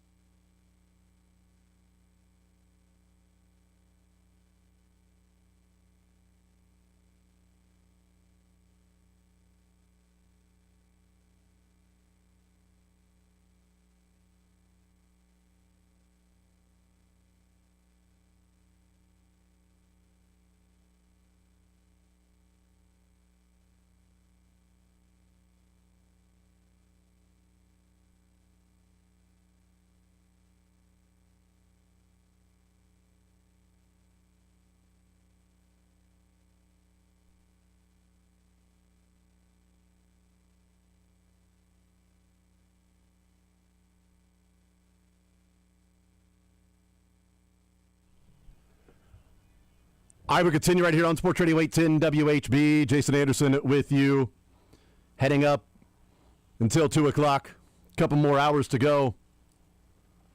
Let's talk with Daniel Holmes here on Sports Radio 810 on this Wednesday. RGR Football, Bleacher Report, and just one hell of a model American joining us here in the zone. Daniel, what's up, brother? How are you today? I'm doing all right. That's one hell of a sell you got there for me. I appreciate it as always, you coming on the show, brother. I told you last time, hey, when Sterling sends me the text and says, hey, we got Daniel on tomorrow, I'm like, all right, cool. It's hard to sleep the night before, Daniel. I just get so pumped for it that we have these conversations. But nobody really pumped coming out of that Buffalo game. That one was a rough one. I thought the Chiefs were the better team going into that game. I was extremely confident in the Chiefs. I foolishly picked them to win by more than a score. Nailed it. And they go there and look like the 2024 version of the Kansas City Chiefs. What did you see in that game? And what's your takeaway from that performance, or what you see as to what led to that performance? Yeah, I'm always excited to come on too. Not always as excited when we get to talk about this Chiefs team, but when we tie into, I think, how the Bills know them very well, right? And one of the things that I noticed is that it was very obvious that the Bills said, Patrick wants to get the football out of his hands quickly. All right, cool. We're not going to let him do that. Oh, that little glance route from Rashee Rice over the middle of the field? Yeah, we know it's coming. We're going to sit on that. Oh, Travis Kelce in the flat or Travis Kelce spot right over the middle of the field? We're going to sit on that. We're going to make you hold the ball an extra second, and then our defensive line is going to play better than they have all season because it's the Chiefs and they get your best shot every single week.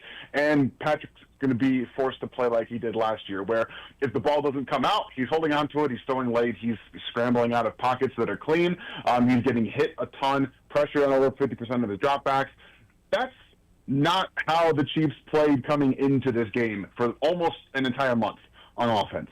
And when your game plan, at least, I'm gonna say this, I don't necessarily have a problem with the game plan. I have a problem with the lack of adjustments to a defense that you know well, that you know if you run crossers, if they're playing man coverage, run crossers and you can beat them pretty easily. Or if you run the ball against one of the worst run defenses in football, when you're having success doing it, you're going to find more success. I have a problem with the lack of response to what happened in the game from the Chiefs. They stayed aggressive. They stayed running routes down the field. And I think when you have a chunk play here from Rashee Rice, when you have a 20-yarder here from Travis Kelce, when you get a couple big plays to Hollywood Brown, it makes the coaching staff feel like, hey, guess what, guys? Those plays are there. If the offensive line plays a little bit better, if we can actually keep doing this and get open, we're going to find more success. But you want to know how you make sure that happens? You run under center. You run play action from under center to make the defense have to respect it. But then we didn't see any of that in the couple of runs they had from under center and 13 personnel. One went for 13 yards. One, Kareem Hunt busted, 8 yards. It was him rumbling, stumbling, and bumbling over people. But either way, they did find some success in the run game, and they refused, even though the Bills said, hey, they had a sign on defense, run the football, and they didn't do it. Yeah, I feel like so many teams are saying that to the Chiefs anyway. Like, hey, run the football. We're fine with that. You're going to keep running the football against us. One, we know you're not going to keep doing that. Two, you don't have Patrick Mahomes with the ball in his hands. Great. That's perfectly fine. And I feel like, when we talk about some of those adjustments that weren't made and, going into the second half, and it's like, no, these deep routes are there as you're talking about. We're hitting some of these plays. It feels a lot like, the Super Bowl where the Chiefs come out of halftime and Patrick Mahomes gets sacked twice on that opening drive before they punt, and both of those sacks were longer developing routes. And it's like, hold on. You just went into halftime watching no protection whatsoever, and you come out and you've got longer developing routes that, by the way, one would have been a touchdown. The problem with it would have been a touchdown. He didn't have time to throw it. So it's like it was being just stubborn. That no, the play is there. All right, it's good. They're running this defense. The play is there. The route's there. It's going to be a touchdown. Well, it's not, because he's got to clear the defender before, and the pressure is already there. So they don't typically like Andy gets into those. No, it's there. We're going to do it. Right. I know that we can adjust to it, but it's there. This is part of the game plan. So let's stay with it. I do wonder, coming out of that game. And I don't know if it's, right, wrong, indifferent, whatever, for the Buffalo Bills players with what their commentary was after the game. It wasn't like, smack talking or anything, but it was revealing in them saying, oh, well, we watched this. We knew they were going to do this. This is what we saw on film. I knew this was coming. And I thought that was interesting for them to be as candid as they were, because one of the things they talk about, and Daniel, if they meet again in the playoffs, I'm going to expect a play to happen. They were talking about taking a short route as a defense when you follow a guy in motion like Worthy or Rice, not playing safe or sort of going down the line of scrimmage, but almost taking an angle to meet that guy at the line of scrimmage, because when they go in motion, boom, they throw it right to that guy. And so we met him. We knew that was going to happen. I'm telling you, you throw that guy in motion to the right side, and you've got, Rice on the right side, and he runs a quick slant, and that motion guy cuts up in a wheel route. Yeah. Well, they're running that angle because they know you're going to throw that. Okay, well, now we're going to adjust off that because that's what you've already said you're expecting. We've cleared that side out, and now we got a big gain down the sideline. There is an aspect in this, Daniel, and I don't know how much it's true or how much it's urban legend, of the Chiefs use the Bills as one of the best scout teams that they have all season. I wouldn't be shocked with that information, considering how it feels like they operate in the regular season before the bye or in the first couple of months. It feels like everything is scout team. They're just trying to figure out how best to perform when the postseason rolls around. Mm-hmm. And if you go to the postseason from the Bills games in the past, what's one thing that they came out in the postseason against the Bills and did? They RPO'd them to death in the first half. Yep. They RPO'd them to death. So I know everyone's asking, well, where's the RPOs? Where's the quick games here? While we can take this loss and analyze it and say that they need to do a better job, because I just tweeted this out a little bit ago. In the games that the Chiefs lose, it feels like all of them have this eerily familiar sense, except for the Jaguars game. We're going to throw that one out because it makes no sense to me at all. They all feel like we're stubborn. These plays are here. We're not going to take what's happening and adjust to it. We're going to keep doing our thing. But at the same time, post by Andy Reid and post by Steve Spagnuolo are the best adjustments in football. This is a consistently proven thing. And if you give me, we have to project them getting into the postseason at this point. I still expect them to. I don't know what's going to happen the rest of the season. They have 2 very tough games right out of the bye to be able to put them in position to make it. But those are in the future, right? We can't really see what's going to happen. We have to take with the information that we have.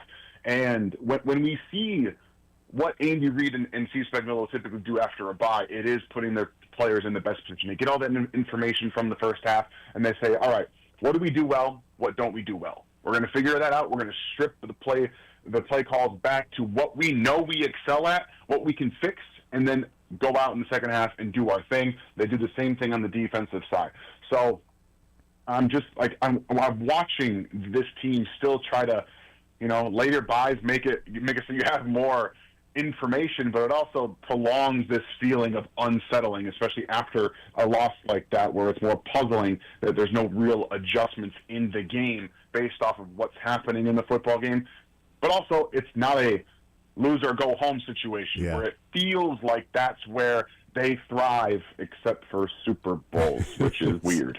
And those Super Bowls being, they cannot protect number 15, and things unravel pretty quickly, which is something I want to get into here in just a little bit with Josh Simmons back. But, man, you bring up a good point about the RPOs, and that's something that, stood out to me in the AFC Championship game against the Bills, and then also that first drive against the Eagles, in that the Chiefs constantly hand off the first play of the game, hand off. And against the Bills, they went RPO first play. Eagles, they went RPO first play. But specifically the Bills, when you talk about it, because that first game they played earlier in the year when they lost by 9, they didn't run many RPOs. In fact, I don't remember any in the first half. And I was going back through my notes as you were talking there, and I'm not seeing really any RPOs. Whereas the first drive against the Bills in the AFC Championship game, RPO, Hollywood 11-yard catch, RPO, Hollywood 9-yard catch, drop back, Mahomes scrambles for 4 yards. Xavier Worthy, they rolled the pocket, Mahomes rolled left, found Worthy, Pacheco 3-yard run, RPO to Juju when he threw it right over the linebacker for 30 yards, which ended up setting up that 12-yard run for Kareem Hunt and the touchdown. It's a great call that, they didn't really run one, and that first drive was RPO, handoff, roll right, Mahomes, quick little 12-yard pass, and you score 6. And I think that's a great point. And if the playoffs come around, if we may see a drive where it's like, oh, no, this is what you did, and we know, and now this is what we do. And that's part of the frustration with the Chiefs. Agreed. Right? It's much like people were talking about the Golden State Warriors for years, where they just kind of sleepwalked their way through the regular season, and then they turned it on in the postseason. We've seen the Chiefs do that time after time again. And while it makes the regular season frustrating at times, the reason why I think this one, again, on top of the frustrating part of the game, is that now you're 5-4. You're not 6-3 with a great situation to put yourselves. You're not leading the AFC West right now. You are 5-4, seemingly out of the playoff picture. So while it's cool to be able to take what you learned from the regular season and kind of play it to what you want and kind of learn information, see what defenses are going to do, how best to adjust to that, at the same time, you do have to take some of these games seriously, or you're not going to be able to use the information you figure out in the postseason. Yep, and I think that's where I do find it to be a legitimate gripe this go around, where it's like, could you really play that game when you're 5-3? You know, could you go into that? Years past, we've talked about these two teams leading their division when they've met, and that just wasn't the case. Both teams were, trailing in their division at that time. Visiting with Daniel Harms, RGR Football Bleacher Report, covering the NFL Draft. I want to get into some of the trades, but in that game against the Bills, Drew Tranquill struggled, and the Bills have the two tight ends with Dawson Knox and Dalton Kincaid, and James Cook is damn good, and I was really, really hoping that the Bills would acquiesce to James Cook's demands of being traded. I'm really disappointed they didn't do that, and they signed him, because I think James Cook is more vital to the Bills' offense than people really maybe give him credit for. But they ran almost 40% 12 personnel against the Chiefs, and on the season they averaged 26% of 12 personnel, even with Dawson Knox and Dalton Kincaid. But against the Chiefs, they said, no, we're going to increase that by 14%. And the Chiefs and Spags do not adjust back when it's 12 personnel. They will keep 3 linebackers on the field, which resulted in Jaden Hicks playing only 4 snaps in the game. They've got Denver, which ranks 27th in 12 personnel. Indianapolis is 10th. They run the 10th highest rate. Dallas 24th, Houston 32nd, Chargers 30th, Tennessee 29th, Denver 27th, and then the Raiders are 19th, but when they got Brock Bowers back, they ran 60% two tight end set this past week. It is not a remaining schedule, Daniel, of teams that like to run two tight end sets, but the Bills do. Is that something where teams will go, man, the Bills do this, we can do this, we can exploit that? And is it an issue with the Chiefs that a weak spot for this team if they are facing two tight ends and Spags says we have to have Bolton, Tranquill, and Chanel on the field against two tight ends, and we cannot take one of those linebackers off Tranquill and put on Jaden Hicks? I actually think it's a combination of running 12 personnel and under center, because the Chiefs are the worst defense in the NFL adjusting or playing defense against under center anything. And I think a lot of it has to do with the eyes of the linebackers. If you're in shotgun, you have a much better path to seeing the football, so you can get into your spots, you can get to your defense. If it's like a play action pass or whatnot, you can get there faster. The same with a pass from shotgun. You can see everything develop a little bit quicker. When it's an under center run, it can be play action. It can be a run, but they have to be a little bit more hesitant to actually trigger downhill, which is what we saw when they're more aggressive. And that's something I've been talking about for a few weeks now. The Chiefs are running more run blitzes. So linebackers are being aggressive into gaps, getting downhill quickly to help defend the run, because the defensive tackles aren't very good outside of Chris Jones in the run game, who has been better in the run game, but that's a whole other conversation on Chris Jones. But the linebackers, when you're coming uphill so much, we saw busted coverages on tight ends leaking out of the backfield because they're too worried about the run game, and they should have been worried about the run game. The Bills did a great job with the run game early on, with not just 12 personnel, but 22 personnel, where you have Gilliam on the field. We did see the adjustment to that in the second half, where they actually addressed it very well and were able to kind of limit some of those runs. But I do think some teams struggle with pure under center offense, quote unquote, the Chiefs, because they don't want to run it. And the combination of being able to run 12 personnel and under center and under center offense is, I think, where you will find the Chiefs defense continue to struggle, because they just don't have a linebacker out there that can play true coverage. Like, they can trigger downhill and then recover back to their spot. They don't have one. Yeah. There isn't one on the roster that they are playing. His name is Jeffrey Bossa. I was going to say that they're playing, yeah, he's a former safety. I mean, Drew Tranquill is a former safety, but right now he's a better run defender than he's ever been in coverage for the Kansas City Chiefs, which is a weird thing to say as a former safety. So, right, it's a situation where, because you have, and I'm going to say this, they've neglected the defensive tackle in terms of run stopping. Yes. A true run-stopping, non-30-year-old defensive tackle.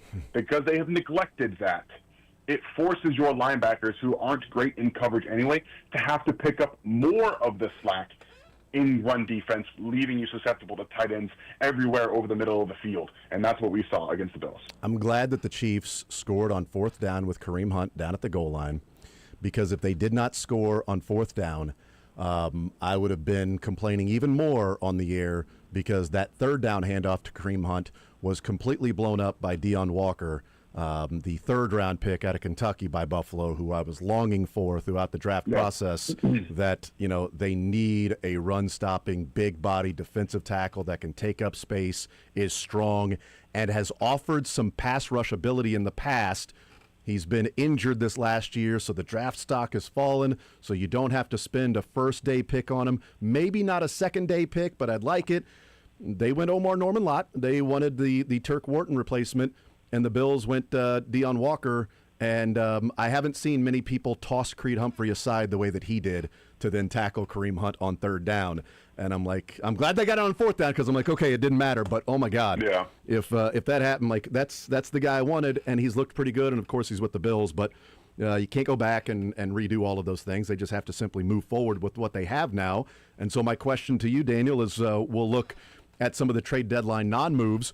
Are you comfortable with the current construction of the defense that it is good enough to face off against the competition they'll have to go up against in the playoffs, these teams that are ahead of them right now, with what is essentially lack of a pass rush with the front four? Yeah, that's the main question. It's something that they've dealt with in the past, too. They've been able to do it pretty much every year since they drafted George Karlaftis, and they reshaped their defense because they haven't had anybody on the defensive end side that can rush quickly, that can win quickly, and it's predicated on Chris Jones, who I'm not going to have a disparaging conversation about because everyone's all worried about his contract and because he's not playing, I would say, at a top-tier elite level this year. Well, everything is on his shoulders, and I think he's been a better run defender this year than maybe ever in his career. And I think that's also taking away when he's had to pick up more slack in that regard. But when you don't have a defensive end that can win quickly, it limits what you're able to do from a pass rush standpoint. And then on top of it, when you're awful against under center runs and under center offense, it makes it so an offense can come out, run the football, and then run play action off of it, and you get zero pressure. You will get zero pressure from anybody. So while I still think that this team is constructed in a way that will be able to overcome some of those, it is also predicated on the offense leaning into what they do well and playing like they did the 3 games before Buffalo the rest of the season. If you get out to a lead and you allow Steve Spagnuolo to play in nickel and then dime, that's where he's going to succeed. He's going to be able to create some crazy blitzes, some pressures, and creative things. That's where he's going to thrive post-bye. But if you are in a game where the offense doesn't come out with the energy that it needs to, and it goes 3 and out after a team scores on their first offensive possession, and you're behind, that's where you're going to see teams beat the Chiefs. And if they continue to play this way, then the defense is not talented enough up the spine from defensive tackle to linebacker, yes, to safety, because their best safety, in my opinion, is not playing, then that's where you're going to lose football games, especially in November and December and then January. Yeah, the Chiefs' third downs, when we're talking about like staying ahead of the chains, Chiefs' average third downs on the day against the Bills was 6.5 yards, and the Bills' average third down length was 5. So yard and a half every third down makes a difference. And by the way, the Bills on third downs that were 6 yards or longer, they were 1 of 5 converting those. So exactly where Steve Spagnuolo wants to be. Yes, that the 7 of 12 on third downs, they were on schedule and ahead of the chains when they converted those third downs. When they were behind the chains, they didn't. And behind schedule, they didn't. And sometimes it's as easy as that on first and second down, which can also go to what you're talking about. If you're playing with a little bit of a lead, you kind of force the hand on first and second down with some other teams. We'll see as they move forward. Daniel Harms, RGR Football, NFL Draft Scout, Bleacher Report. The offensive line struggled in the game, but we've seen a little bit more of the crack in the foundation, the armor there from Jalen Moore. Jawan Taylor struggled against Joey Bosa in that game. Josh Simmons coming back, does that solve those problems, those issues, if he's ready to go and play against the Broncos, that they can get back to looking like they did when he was there, playing left tackle on an island and not giving up many, if at all, pressures? I think to an extent it's going to help. obviously. I mean, that's just when you put a really talented player in a starting on the offensive line. Shocker. Yeah, right. Yeah. It's kind of an easy thing to figure out. But I think the bigger problem in this game was that Trey Smith was not good, and that's because he has a back injury. Well, who was the last offensive lineman you guys remember who had a back injury? How did that go for the Chiefs? Obviously, Trey Smith is much younger than Mitchell Schwartz was when he sustained his. We'll find out how it affects him. But back injuries for offensive linemen are very, very tricky. Not only because that's kind of where you stabilize yourself, but because every offensive lineman is wearing more weight than they would normally if they weren't playing offensive line. Look at every offensive lineman that is retired. What happens? They immediately drop 50 pounds, almost. Like, it's so much added weight, and that creates a problem with your back stabilizing everything. So I am concerned that if Trey Smith is not healthy enough to play at even the level he was playing before the injury, which I would say was above average to good, it wasn't elite, but that's where the interior problems can get after the Chiefs offense. But I'm more confident that Trey Smith, after 2 weeks with this bye week here, he'll be okay. The fact that they wanted to play him in the Bills game leads me to believe that they're confident his injury will, if not get better, at least it's not something that can get worse. So that's something that we'll look forward to. But Jawaan Taylor, like you said, was not playing well before he got hurt in this football game. And if we just as a exercise look at the Chiefs' offensive line in this football game, injured Trey Smith, backup left tackle, ended up being a backup right tackle. Okay. That clearly is not a good situation to be in any football game. How often does this happen to the Chiefs, though? Like, how often is this a problem? It seemingly happens all the time. But getting Jalen Moore out of left tackle, I think, is the first key here.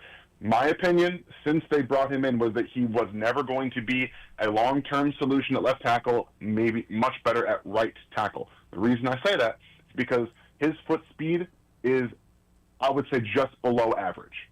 And with left tackle, when you are relying on that blind side, you have to get to your spot now. You have to do it now. And that's what we saw with Josh Simmons. It's easy, it's smooth, it's quick, he's explosive, he can do it, and he can recover inside because he has the foot speed and athleticism to do so. Jalen Moore does not. So when he has to get to his spot, one thing that I've seen, one thing I've also heard Seth Keyes talk about, when you're so worried about getting down there, what happens to your arms? They get down, right? They're down. They can't react. So what your chest naturally opens up. Speed to power. You have these guys coming around the arc that are athletic, they're powerful. One arm into the chest, and boom, there goes Jalen Moore. He's down for the count. That's the problem. It opens up the inside counter so quickly, and he can't recover.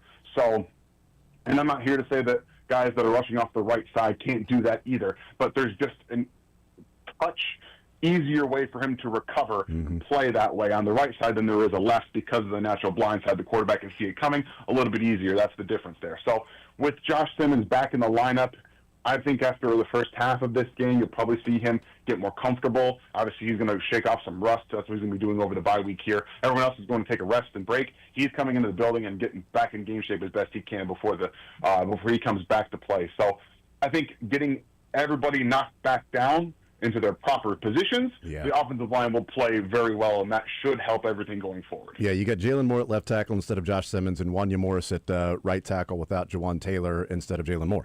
If Jawaan Taylor's out, so that's Wanya Morris, man. Yeah, that's Morris. That's a struggle. I mean, look, if Josh Simmons doesn't play against the Broncos, at least it's only Nick Benito on the left. Oh crap. Other than that, Mrs. Lincoln. Daniel Holmes is our guest. Last one for you. Were you satisfied, okay, mad, disappointed, frustrated, irate at the trade deadline and no moves? Did not move a third rounder for Breece Hall, the report that's out there, or a defensive line. What was your takeaway from a quiet day for the Chiefs yesterday? Specifically on the Breece Hall thing, I understand wanting to upgrade the running back room. They offered a fourth. I am never, and I'm going to say this, I am an advocate for drafting a running back on day two. I'm going to say that now. I'm an advocate for it. However, I am not an advocate for trading a day two pick for a guy who has a lot of tread on his tires, who has sustained injury, and you're only getting for 8 games and then becomes a free agent. I'm not an advocate for that. So anything more than a 4th-round pick, I would have been pretty upset that the Chiefs traded for a Breece Hall. Me too. So let's just air that out right now. I think that them staying pat with a 4th-round pick was exactly what they should have done. And to everyone's point about, well, the Jets, why didn't they come down? The Jets only traded away their stars because they got blown out of the water by multiple first-round picks. They weren't necessarily going to trade those players, but when the Colts come at you with 2 firsts and a player, okay, all right, we'll take that. When the Cowboys come at you with a first-round pick here, a second-round pick there, and a player for Quinn Williams who was aging as well, oh, okay, well, we'll take that, and we'll use this opportunity to position ourselves to get a quarterback in multiple upside first-round picks. That's honestly good business by the Jets. Like, I think I'm going to say this too. If the Chiefs were in a situation where a team offered you multiple first-round picks for Trent McDuffie on an extension, you take it. I think you take it. Like that's just. I think that's just good business by 100%. The team. So 100%. Yeah, I think you'd be foolish not to if they offered that. I don't think they. I tweeted out yesterday, Daniel, that if they're offered that, you got to take it. I think in the offseason, cooler heads will prevail, and I don't think there will be a desperate sort of Colts-type team that'll be there that'll say, let me give you 2 first-rounders, although I don't know if it matters more or less by being able to control the extension as opposed to acquiring a guy who's already signed that extension. I'm not sure if that's better or worse for a team, but I don't think you're going to get 2 first-rounders. But if you do, good God, take it. Yeah, exactly. And I think that it does. The extension matters to the extent of we don't have to extend them, so we can offer all of this. The contract's already there. Like we don't have to renegotiate even more money than he's already making. You know what I mean? So I think that there's definitely a situation there. Also, the Colts are leading the AFC. They're in a situation where, like, look, we're going to go try and win the Super Bowl right now. Screw what happens down the line. We have an opportunity right now to win the Super Bowl. In their mind, I agree with that understanding there. So in that regard, with anything to do with the Jets, I'm not frustrated with that. I'm slightly frustrated, and it's not even like I'm mad they didn't spend a day 2 pick on Jalen Phillips. Like I'm not mad they didn't do that. He's got an injury history, and again, he's somebody who's been hot and cold too. But he's also more of an athletic-based winner, and that's not something we've seen Steve Spagnuolo want to utilize in his defense. So. I get being frustrated the Chiefs didn't go out and do something to improve obvious situations like maybe a conditional pick for Colin Saunders. But again, that's another player the Chiefs have played on their defense before that they would be going to acquire. Yeah. That's just keep getting the band back together. I mean, come on. It's not. So I'm just like we all have to fight with the frustration that is sometimes when the team doesn't make those moves. But also you have to pull back the curtain a little bit and say they have 2 day 2 picks right now as it stands. They've typically been pretty good at drafting on day 2. Now Omar Norman Lott's we're gonna see what happens there. But overall, I understand the idea to stand pat. It doesn't always make everyone feel good, and they clearly tried to add. Like I don't think that the only coal or the only thing in the fire was Breece Hall. I'm pretty sure they had multiple calls going around, but they weren't going to overpay, and that I'm okay with that. Yeah, and by the way, no other team gave a third to the Jets for Breece Hall. So it's not like the Chiefs were so cheap that they wouldn't pay for Breece Hall. Literally no team was willing to trade for Breece Hall. Now, not everybody needed a running back the way the Chiefs did, but regardless. Daniel Harms, RGR Football, NFL Draft Scout with Bleacher Report. Dan, you're the man as always. Appreciate it, brother. Kept you too long. Enjoy it as always. Enjoy the bye week, I guess, and we'll catch up down the road as the Chiefs. A lot of crucial games and heightened urgency the rest of the way, brother. Yeah, absolutely. I love coming on. You guys can have as much of my time as you need to. Appreciate you. Appreciate you, brother. There's Daniel Harms. He's the best. RGR Football, NFL Draft Scout. If you're not following him, I don't know what you're doing. Check him out. He's got great video breakdowns and film analysis and just takeaways and things that you learn from following Daniel. And, of course, constantly with his videos on the different players in college that are going to be draft eligible and looking ahead to that already. So, as I said, I don't know who's going to be there in the 3rd round for the Chiefs to draft that they would have given up if they had Breece Hall, but I know this. I wouldn't trade Noel Williams straight up for Breece Hall for the rest of the season, and that's who they got with their late third rounder. They traded up to get him, but that's the pick you used. The Gelati was the Titans pick, but Noel Williams was your third round pick. I'd trade Niang and Wanya Morris for the Breece Hall, so you never know, but I wouldn't trade Leo Chenal. So, you've got sort of a 50-50 there, but you're not giving away. I'm not giving away Noel Williams for Breece Hall. And if you say just trade a third-round pick, a third-round pick could be a cornerback that you feel pretty positive about and got to start and play the most snaps on the outside. It could even be Breece Hall. I don't know. Do I trade Breece Hall for this behind what's door number 2? Because door number 2 could be something crazy. Like, I don't know. Breece Hall or Noel Williams. Who knows? But also, what if you take that third-round pick and you draft a good running back?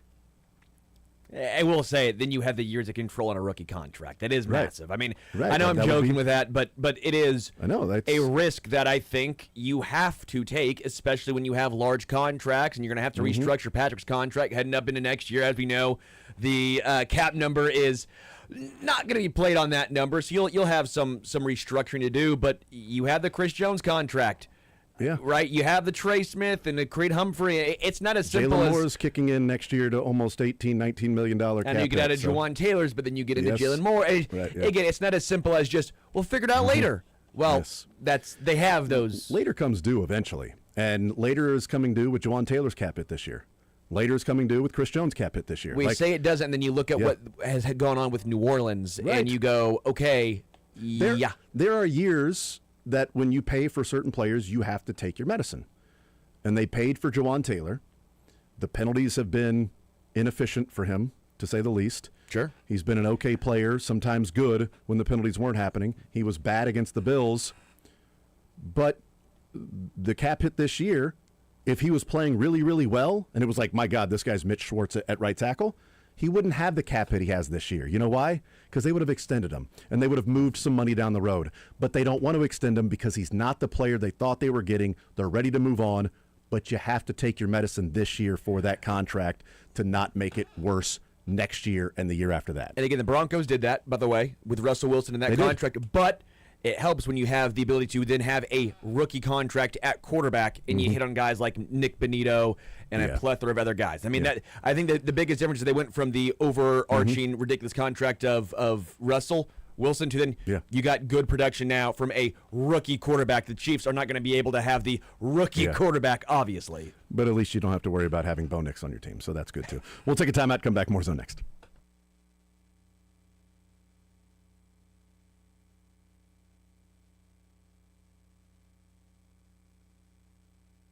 You know, the weather outside, it is absolutely gorgeous. It is beautiful today, and we know that's going to change. It's going to change soon. It'll get cold, and it'll get warm.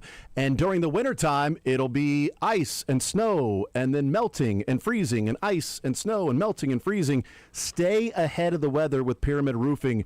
Do you know if your roof is ready to go to handle those winter months? If you don't know, then get that free roof inspection, because having peace of mind, it costs you $0 to weatherproof your roof to see if it needs to be weatherproofed. If your roof is over...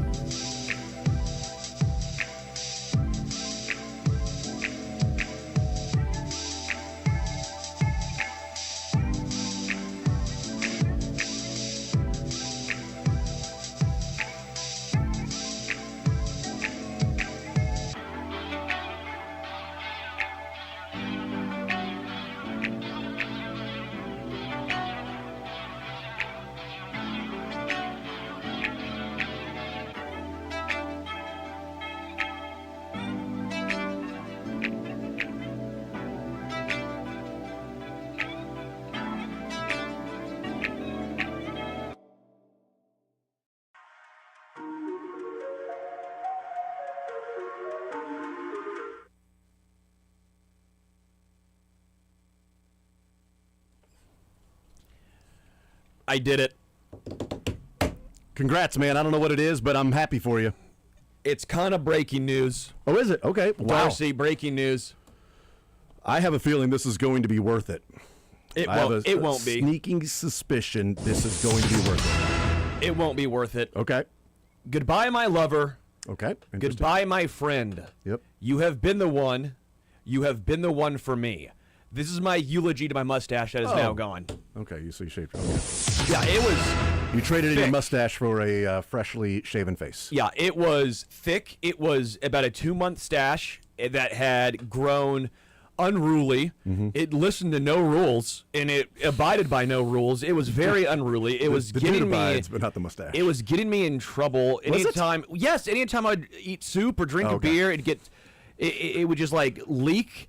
And then I'd have to always walk around with a napkin and tap my mustache to get said liquid off. It was too thick. It was too. I couldn't do it anymore. And so I was there yesterday. I was shaving. I had a disposable razor, and that was the wrong decision. Trying to Yeah, shave what are you that. doing? That was way too much hair. And I just had to doing, keep dude? lathering that thing up. And What are you doing, I dude? was Disposable razor. on that mustache. Yeah, I was bleeding profusely. Grow up. You're a child. Grow up. It felt like, back in the 1800s when they would bleed someone. I think that's what I was doing to my mustache. I was bleeding them. Bleeding out. I was bleeding out. You're just getting rid of the sickness, though. I was just getting rid of the Yes. the mustache Put sickness. some leech on the on your lips. Well, it was time. The Chiefs lost, and I thought the Chiefs needed some good juju. Okay. They have Smith Schuster, who's been a good juju, but I thought they needed more, and so I shaved that thing, and it hurt. Yet here I am, tougher, younger looking, and ready to go. You are the better for it, I guess, is what you're saying. I was at the club, and I was when I put the aftershave on my mustache to staunch the bleeding. So hold on, you shaved at the country club? Yeah. Well, they have disposable razors there, and it was time. Do you not own a razor at your house? I do, but I didn't want to get the hair everywhere with the electric, and when I do it there, I use the disposable, which is fine for my. Clearly, it's not fine. Well, it wasn't for this situation, but it was okay. But when I put the aftershave on, it's the alcohol aftershave, and it burns typically like a little bit, to staunch. Like Kevin in Home Alone? Dude, Yes. yes. And so when I put it on my mustache, on the blood that was seeping through my upper lip, Yeah, what? I almost went into the other world, the nether world, the any other world but here. The upside down. The upside down. That was one of the most painful things I have felt in my life. I was talking to someone, and you I must have lived a nice audibly life. gasped. Nice life, then, if putting aftershave on your face is one of the most No, painful things you not have- on my face. I do that all the time. Aftershave, when you have shaven off the ZZ Top-esque mustache from your upper lip with a disposable razor, and you are bleeding all over the place like a wounded animal. Well, I mean, all of this sounds like it was very avoidable. It was entirely avoidable, but you have to realize one key aspect. What? It's me involved. I know. But it's so sterling, Michael, to decide to shave his mustache and do it at the country club that also has aftershave ready for you there with disposable razors for you there instead of just going home and doing it with a better razor and Correct. maybe not being as Yeah. painful. Yeah. as Why it would is. you want to shave in public? It was on a whim. I was toweled up, and I just got out of the steam room, and I'm like, it's time. It's time. Let's do this. Let's just do it. So you were afraid if you waited till you got home, you I would wouldn't change your do mind. it. I'd change my mind. Sometimes you just have to You live. buried the lead then. Should have led with that. It makes a little more sense. Yeah. So you wouldn't have had the nerve once you thought about it. Yeah, but you're like, I you know would've what? backed right now, out. I'm going to do it right now. I'm going to shave right now. I was like sky jumping or shaving your mustache. I think they're very similar things. Yeah, but nobody would do it with a disposable parachute. No, So they'd that's be your smarter. That's your mistake. The bungee cord is not disposable. It's typically one that's Yeah, very, very it's good. very strong. You'd and hope. expensive. One would hope. You would think. Let's take a time out. That's okay. Mark that off on the format. What we planned on talking about there. Got that. At 1 o'clock, we will talk some college basketball with what we saw from K-State. We got Rotten Tomatoes today coming up later on in the 1 o'clock hour as well. Zach Bove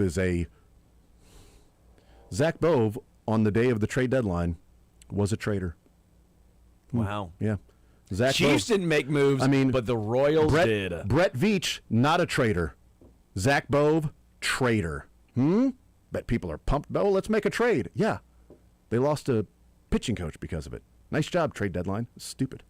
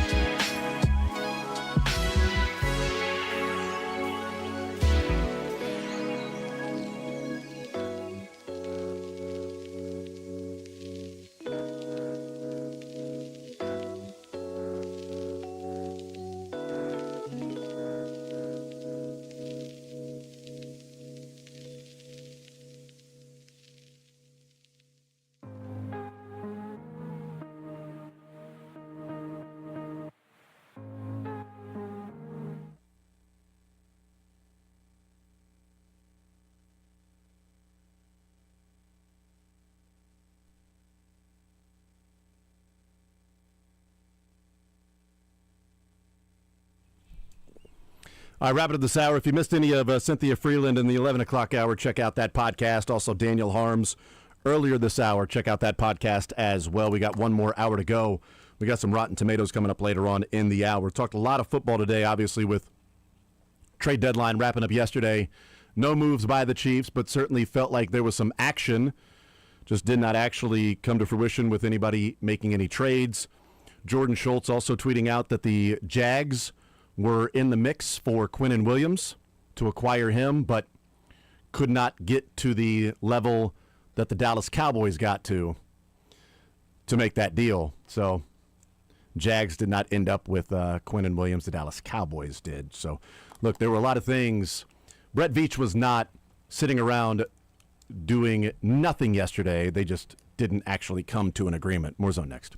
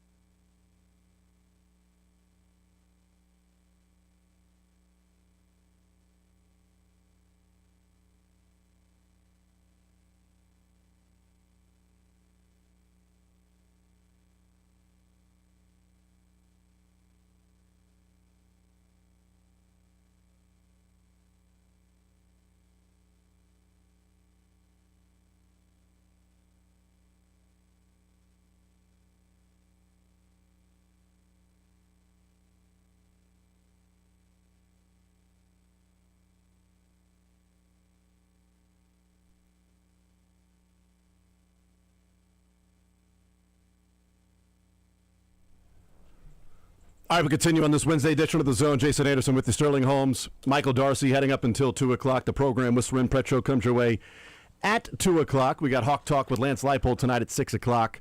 KC Take with Andy Sweeney at 7 o'clock. And then the night shift with Michael Mikkel, is it Darcy? It's DRC. Mikkel Darcy. The night shift with Mikkel Darcy at 9 o'clock. Do you play Marcy Playground as your intro and just call it Darcy Playground? You know, Be cool I'm if open you to did. suggestions. I don't have anything right now, so maybe that's the move. You could do it. The song Sex and Candy, great song. And it's the night shift. So Everyone knows that song, Sex and Everyone Candy. does? Don't Yes. don't No, don't everybody knows roll the song. your. Well, Darcy seemed like he didn't know it. You know that song. I don't know that if I Darcy heard knows it, the song. maybe. Look it up. Yeah, play it when we come back from break next Yes. time for Rotten Tomatoes. Let's do that one. We probably won't do that. We should. What K-State did last night was get in a groove in the second half. First half left a lot to be desired. They were 16.5-point favorites, at least yesterday morning. I don't know what they went off as when the game actually tipped, but 16.5-point favorites yesterday before that game. And they end up winning by 29. So they take care of business. They win and cover. And that second half was just absolute dominance by K-State. And look, we talked about yesterday about what we saw from Mizzou and what we saw from Kansas in their first game of the season.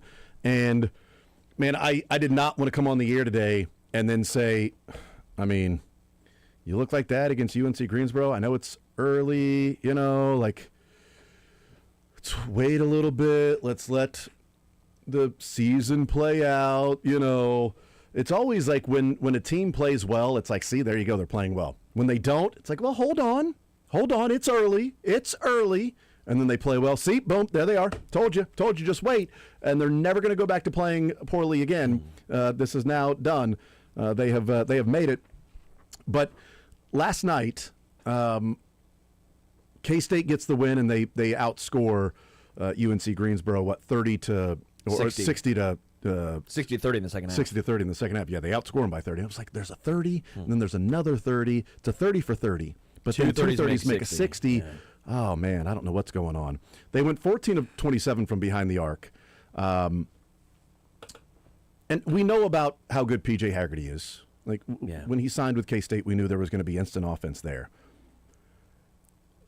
Nate Johnson was presented as, he was the Conference Player of the Year at Akron, but he was also the Defensive Player of the Year. So it's like, okay, he's a really good overall player, but he's also a guy that shot less than 30% from behind the arc the last 2 years. Yes. And so, okay, this is a really good defender. P.J. Haggerty said this guy's a problem on defense. Like, he's like, I knew Nate Johnson was good on defense, but then actually going up against him, that guy's a problem. He goes out there in his debut and damn near drops a triple-double. I mean, he almost messed around and have a triple-double last night. 22 points, 9 rebounds, 9 assists, 6 of 7 from behind the arc was Nate Johnson. But it wasn't just like, oh, my God, he was shooting threes the way that he hasn't knocked down threes before. He was dropping passes to teammates. He was controlling the pace. He was getting up and down at times and slowing it down at times. He looked like he was in control of the game. P.J. Haggerty had his. Abdi Bashir got hot in the second half, going, 4 of 5 from behind the arc in the second half. But my takeaway from that game is it's one game. We'll see what they do moving forward. But what I saw in that game was a glimpse for, just a little bit in the second half when Jerome Tang took out Moby Ike Garuka, and it is not anything about Moby. It's not anything about, him or a shot at him at all. But what I saw was a little bit of a glimpse of not the same players, but when it would be Marquise Noel, Desi, Cam Carter, Keontae Johnson, and Naquan Tomlin inside. That team went to the Elite Eight. That team was fun. That team was fun to watch play, right? They played like they had joy out there. Isn't it amazing when you do it with love and joy and not hate? That's what they looked like they were playing with, and it didn't look transactional, right? At times, this K-State team has looked transactional. Last year. On the floor, yes. But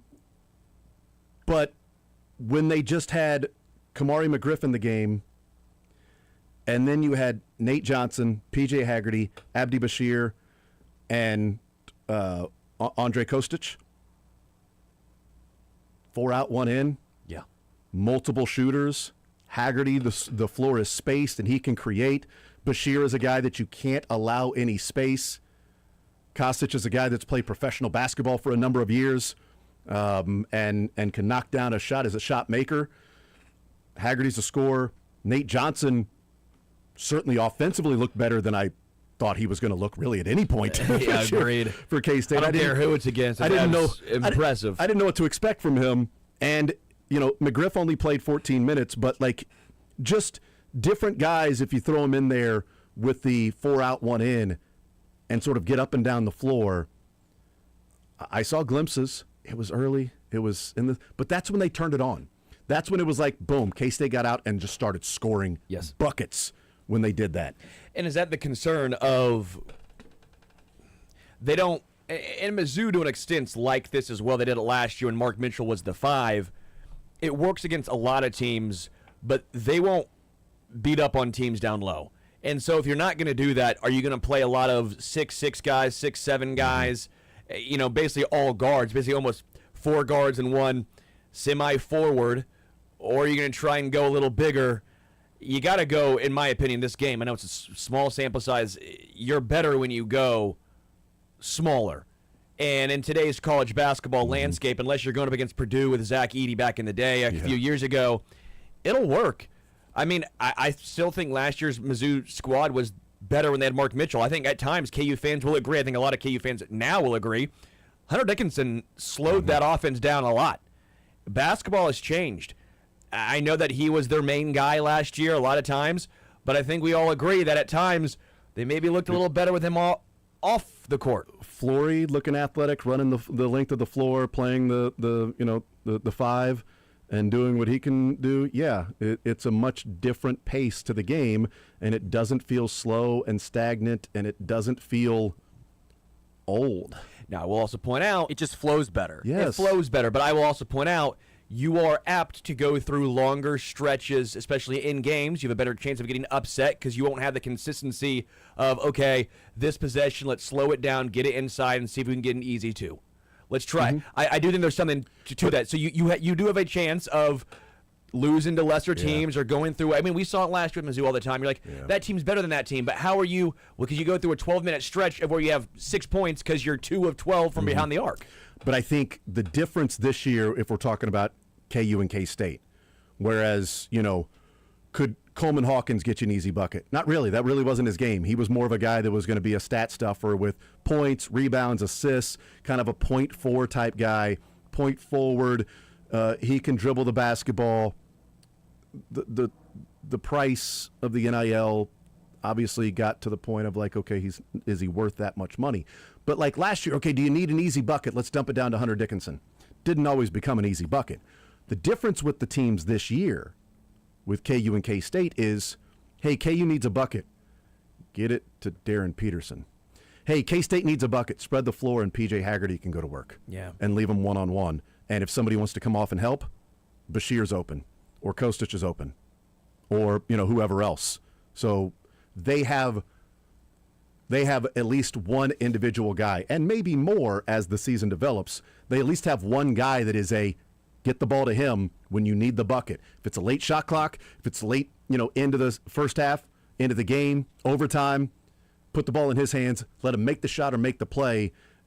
Or you go through a stretch where, man, you just need a bucket. Well, all right, let's work the ball around. Let's set up a play for Haggerty. Let's set up something with he and, Nate Johnson, or set up something with he and Abdi Bashir on that side to where if he's driving that way, you're not going to get help. And if you do get help, you kick it out. If they come and help with the big man, then you drop it to the big man down in the paint, or you skip pass to the other side, that, hammer pass on the baseline, and you knock down the shot there, just depending on where the placement is.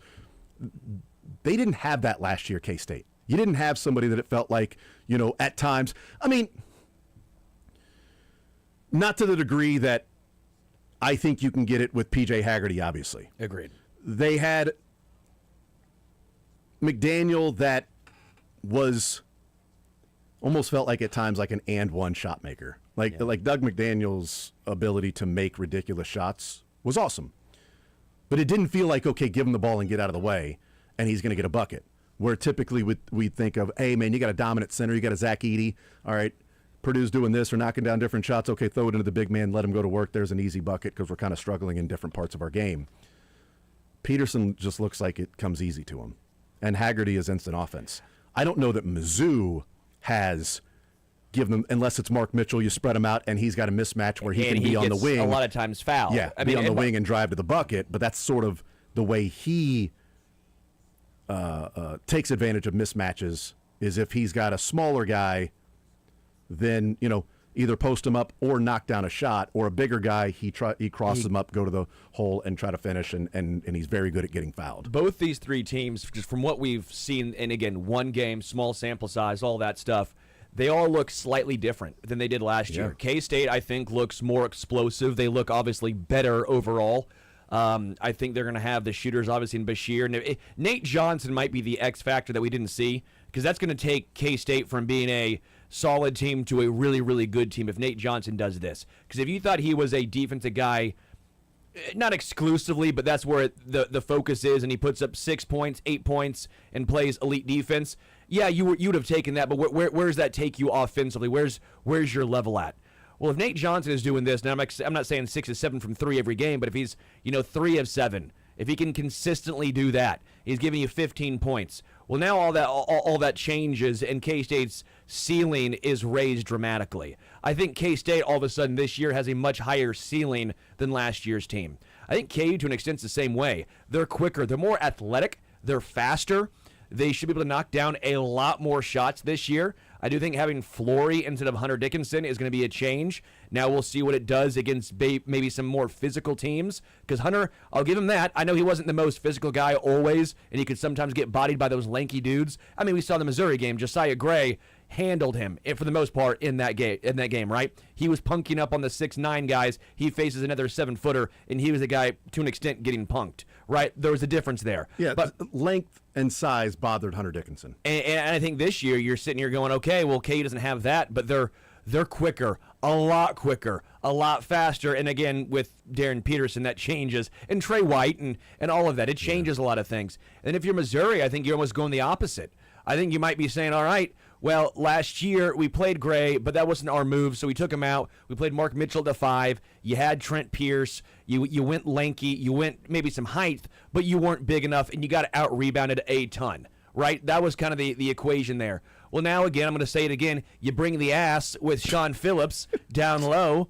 But seriously, they might change this year. Missouri might be a better rebounding team because you might have him, you might have Mark Mitchell, and you might have Trent Pierce all in the game at the same time. You're going to have 3 guys who are about 6'10 plus.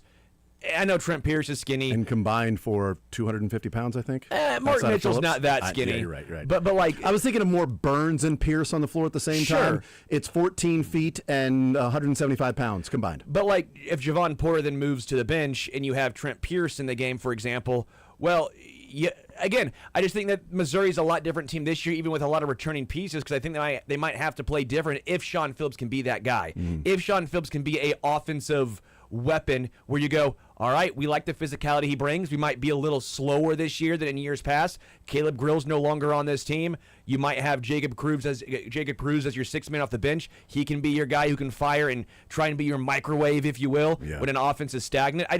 I think it's interesting how all 3 teams are going to have a much different style, philosophical this year, at least in my opinion. That's what I took away. And again, only one game. And they had, I'm excited about K-State playing that particular style. And if you're a K-State fan, you got to be excited about, points that are being scored, because you scored points in the exhibition games too. And then you come out and put 93 on the board against UNC Greensboro at home, 60 in the second half.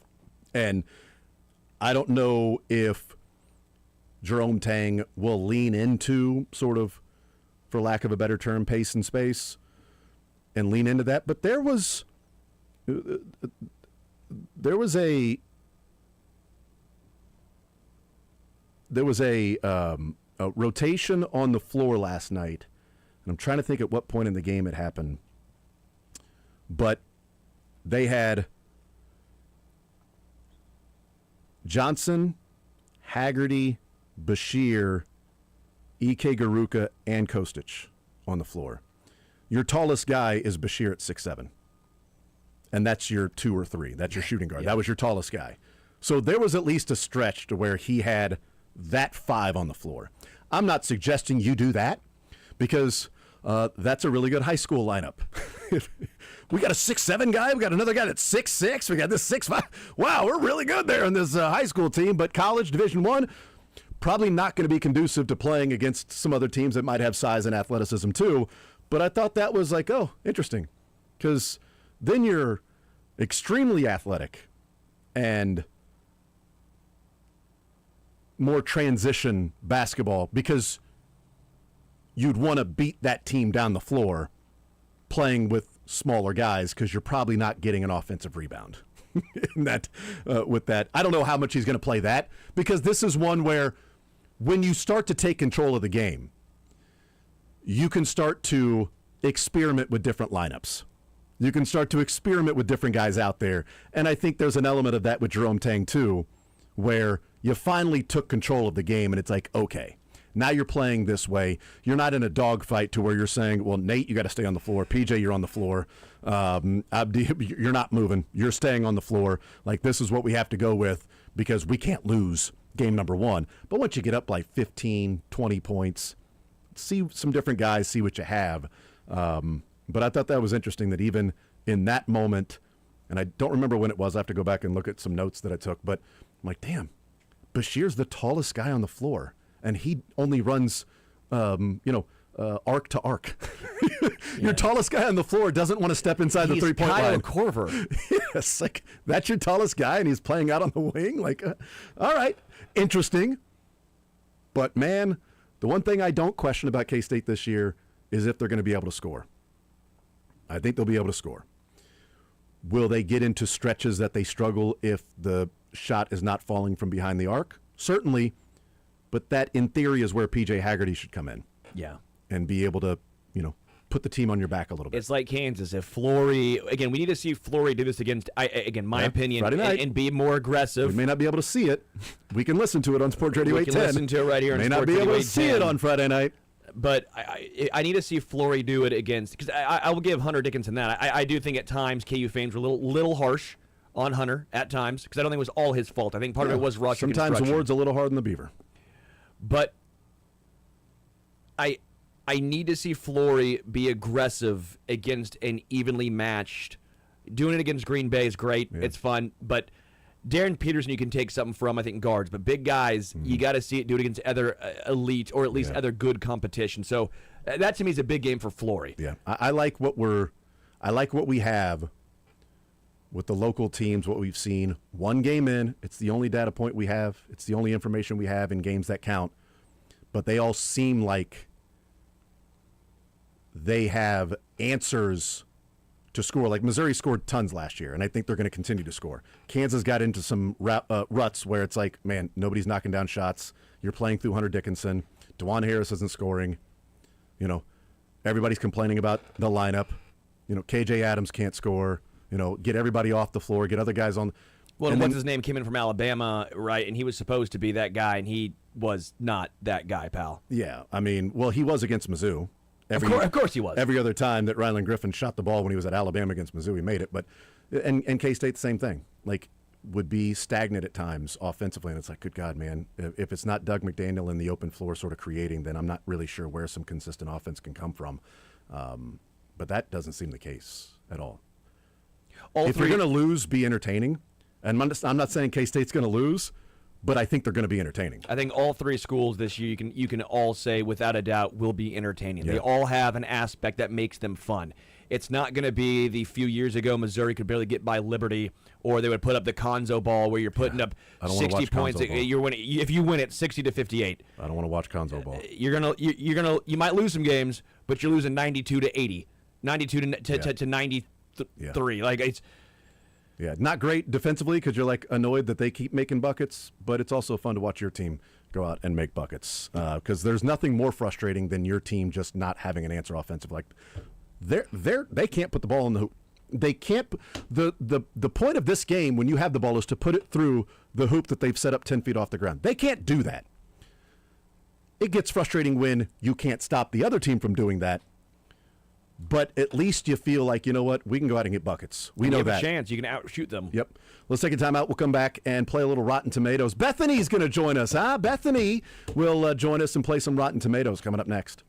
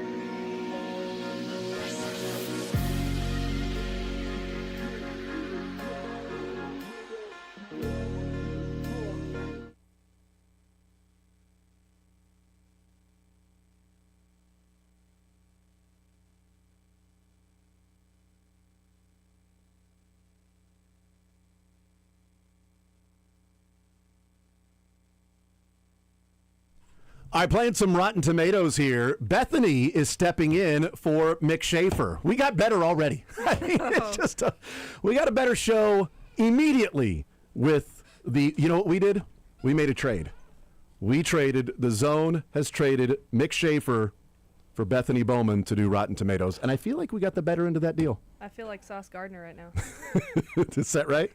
Two first-round picks for me. That's exactly. We traded a Mick Schaefer for you. That's. I mean, that's not easy. I mean, like that's Fleeced. That's a fleecing. It's a hefty, steep price that we're not afraid to pay to get Bethany in here to play a little Rotten Tomatoes. So, how we play? If you're new to the show or the game, we each go around. We have two movies, and the rest of us try to guess the percentage of the critics and the fans in the reviews. And we see who's dumb and who's smart and who's lucky. I won last week, so I'm smart. Lucky. That was what I was going to No. get at. See who's dumb, who's smart, who's lucky. Actually, I won the only time that I've ever played. She is So 1-0. lucky. 1 for 1. Like, you beginner luck. Look aye, Sterling. Always look aye. Who wants to go first? It's Karate Kid. Come on, man. I know. I'll go first. All right, very good. Someone has to do it. That somebody does. 1931 was a great year for my God. movies. That's one of my favorite years ever. So 1931, phenomenal year for movies. So that's my theme is 1931 movies around the holiday season of Halloween. Okay. So right around. So 1931 movies that are Halloween specific. Correct. Wow. Okay. What's wrong? Does that seem too specific No, to it does you? not at all. Or it Not at felt all. like there was a need for this. Yes. And so I will be that guy. This iconic horror film follows the obsessed scientist Dr. Henry Frankenstein. Yeah, it's the doctor, the scientist. It's not his. It's his Frankenstein's monster. And people say Frankenstein. No, the monster is Frankenstein. Everybody knows this.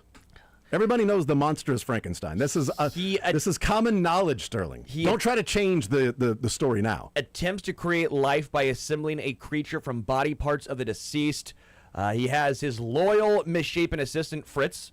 He eventually animates his monster, but it escapes into the countryside to wreak havoc. Okay. So Frankenstein. Frankenstein the monster. No, Frankenstein's the doctor. Frankenstein's doctor is Yes. what the It should be called that. Dr. Frankenstein. No, it's Frankenstein's doctor because Frankenstein is the. Don't you dare. Okay. Thought it was the monster. What do you think of the critics? What did they think of Frankenstein? The original. Yeah, The OG. the It's a good movie. 1931. 1931, yes. Boris Karloff. It's a remake of the 1918. Was there even color yet? I don't know. It definitely no, was there black and not. It was white. black and white. Yes, it was black and white. I'm yes, Bethany. guessing Boris Karloff Sure, was in it. that's He great. was. He was the monster. Why don't was you Frankenstein. Why don't you guess what No, the? he was Frankenstein's monster. Frankenstein That's so great. I love that you said he was Frankenstein. That is so was badass, Colin Michael. Clive. Anyway, let's get to it. What did the critics think of Frankenstein and his monster? Maybe I'm way off. Probably. I feel like this is not just a cult classic, a classic in general. I'll go 87. Is the critics? Yep, critics. 84. 90. 94%. Yeah. It was highly rated by the critics. Yeah. What did the audience think, though? Do they think it's the same, or they're like, nah, this movie's buns? Did the audience think nah? In 1931, Bethany? were they like, this movie's buns? 96. 99. 92. Well, obviously I didn't win. Darcy. Once I went 99, I knew I wasn't going to win at that point. 87%. Aw. 92. Frankenstein. 80. Would you have gone 86 if I went 89? Yeah. Okay, so you'd have won anyway. I don't feel bad now, so well done. All right, so 1-1. I've got a point, and Darcy's got a point, and now Darcy has a movie. So I was trying to think of a theme. Yeah, sure. My theme is the Chiefs. Okay. But I wanted to tie it in with a movie that I watched this past weekend. Great. One of the themes of this Chiefs offense has been everybody's got to eat. but Yeah. That didn't really happen against Buffalo. No, they're starving. They're starving. So Yeah. my movie's The Hunger Games. I think you guys all know what The Hunger Games is. So what do the fans think? Or I guess what do the critics think Yeah. first? What do the critics think the Hunger Games, Bethany? The critics? Yep. 87. 90. 84. It was 84 on the No dot. way! Dang it! I know ball. Bethany also You just didn't set get you up either of the previous perfectly. 2 points. Because I was The my movie. Frankenstein, I'm you literally got 0 1 those for 1. points. My OPS is 2,000 right now. You got neither of the 2 points that were out there the first movie. Gosh. I'll say 94.3. Sterling. I will say 90. I'll go 97. It was 81. Sterling got it again. It was right there for you, Bethany. I'm right sorry. there. So Sterling, big Hunger Games fan. Never seen it. Oh. I hadn't before this weekend. It's very good. Worth a watch. Yes, absolutely. It's a great series. I'm way better on movies I've never really seen. good. Jennifer Lawrence, she's very good. I like She's- bad movies. Yeah, she's a good actress. I don't care what anybody says. I think she's good. I know that Bethany hates her and thinks she's the worst actress ever. Sterling, you've said that your left pinky toe could act better than Jennifer Lawrence. I think that's I what don't you really know said. who she is, but no, I disagree with You that. don't I know who Jennifer Lawrence is. I know the name. Wow. Okay. Anyway, let's move on from that. Bethany, what's your first movie? All right. These She was in the Hunger Games, by the way. these Haven't seen it. movies are courtesy of Paige, Okay. our wonderful video editor. Great. The Holdovers. Okay. You guys seen it?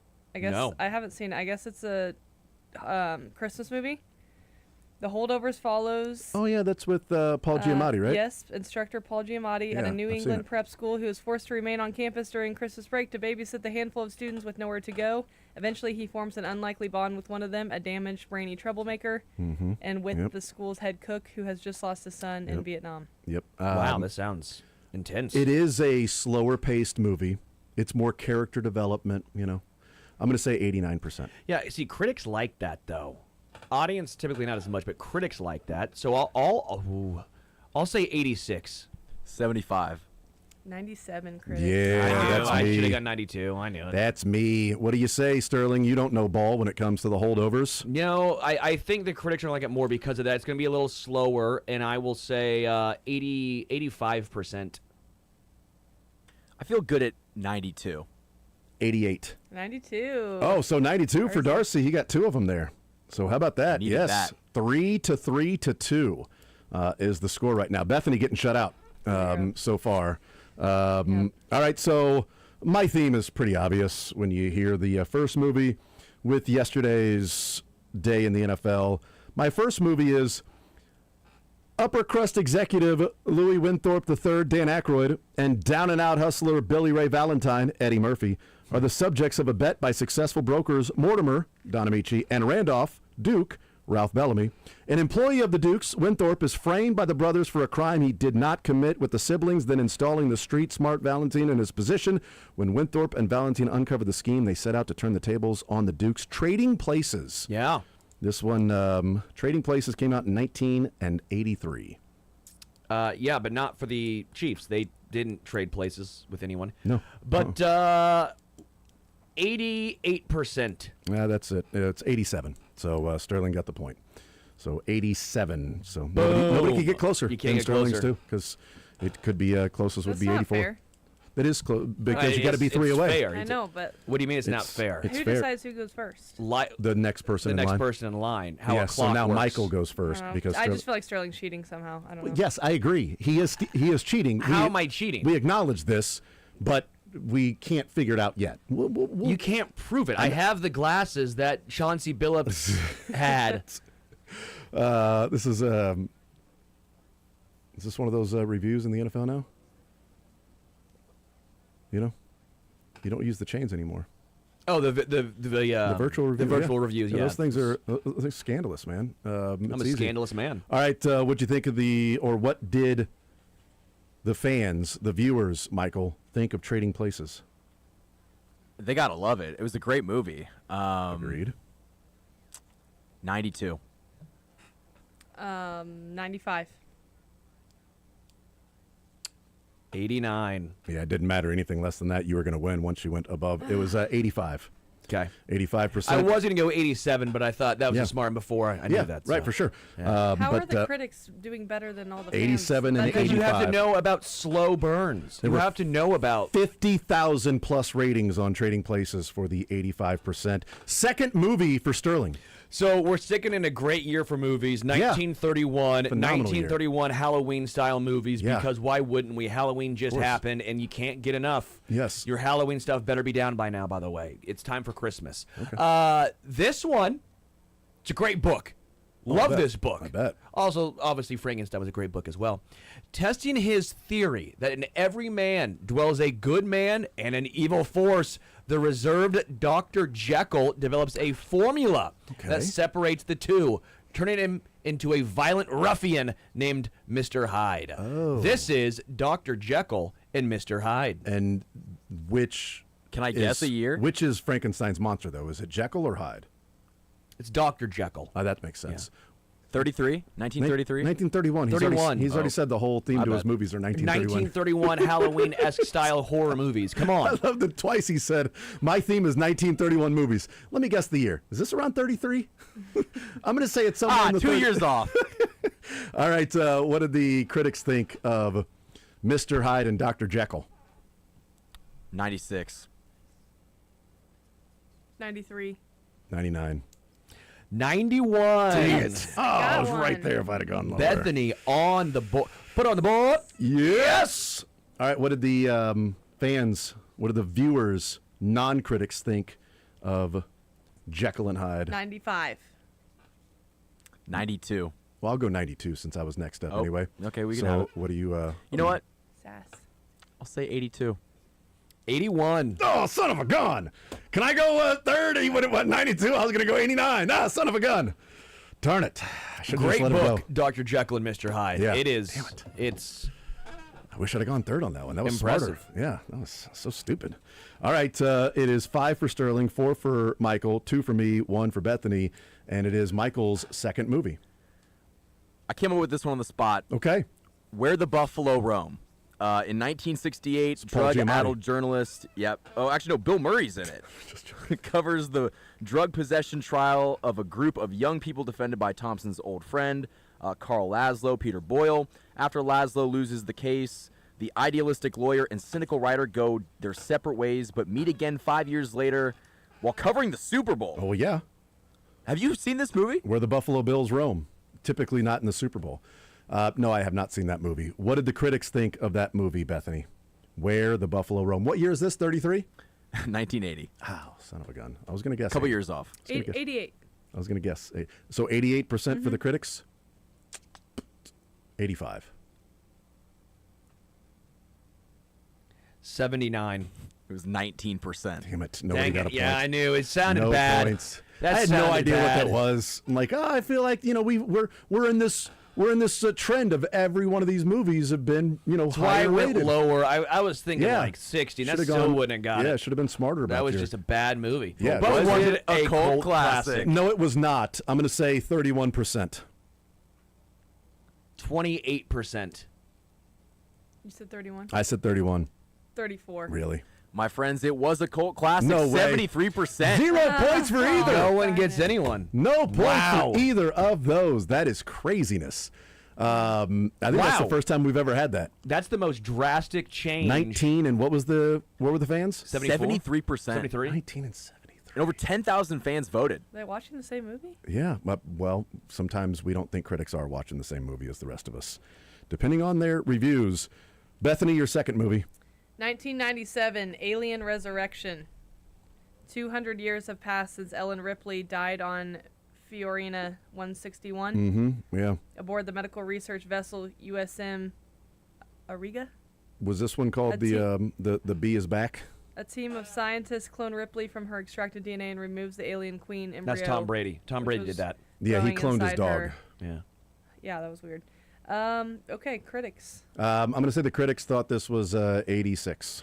What's this movie called again? Alien Resurrection. And you said like 80 or 77? The year. 1997. 97, yeah. Ooh. It's the second Alien movie. Were aliens still popular then?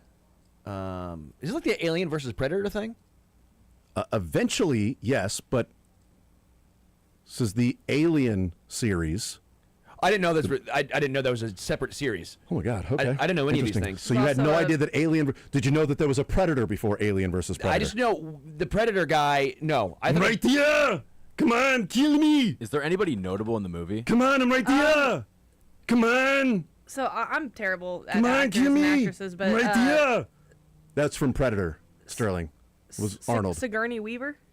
Yes, Sigourney Weaver. Sigourney, Yeah. okay, and 77%. This is amazing. 77%. I don't even know what I said for my percentage. You're like 80 something. You're like 88. I'll go with 80. I'll go with 85. Oh no, I think it was 86. I went 86. 86. I'll go 77. 69. 56. Wow, how about that? People Wow. didn't like the second one. That is Darcy got a point. There you go. Sterling, you're up since you know ball with clearly all these alien. I don't know any of these I'm things. just taken aback by that. 73%. 55. 73, 55, 61. 39. Dang it. Wow. Man. All right, so. Did he still get a point? No, he didn't. He missed by one. No points. Oh. Missed by one. Wait, right? What did he say? He said 1 too many. 55. Oh, they said 65. Yeah, you get a point. Oh, thank goodness. Oh, okay.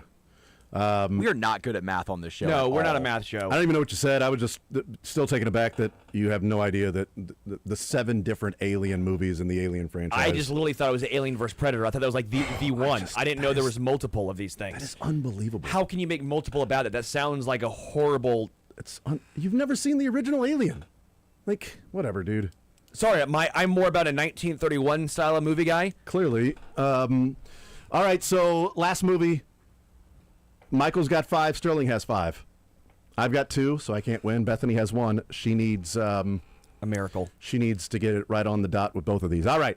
When Straight Arrow agent Roy Clayton, played by Guy Pearce, assumes command of a special FBI task force, he becomes entangled in a web of covert operations. All the clues in Clayton's investigation point to Samir Horn, played by Don Cheadle, a former special ops soldier who now aids terrorists. But as Clayton digs deeper and contradictory evidence begins to emerge, he begins to question Horn's motives. This would be the movie Traitor. Is this for Bove in your mind? 2008. Traitor or traitor? Traitor, but also there were trades yesterday. Yeah. So it's just spelled differently. Anyway, What go year- ahead. what year was this? 2008. 2008.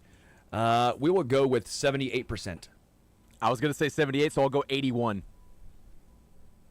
75. 64. Hey, That's Bethany. she got a Gets point. a point. There. All right, last one. You guys are tied. Michael, what did the fans think of Traitor? 78. 81. 75.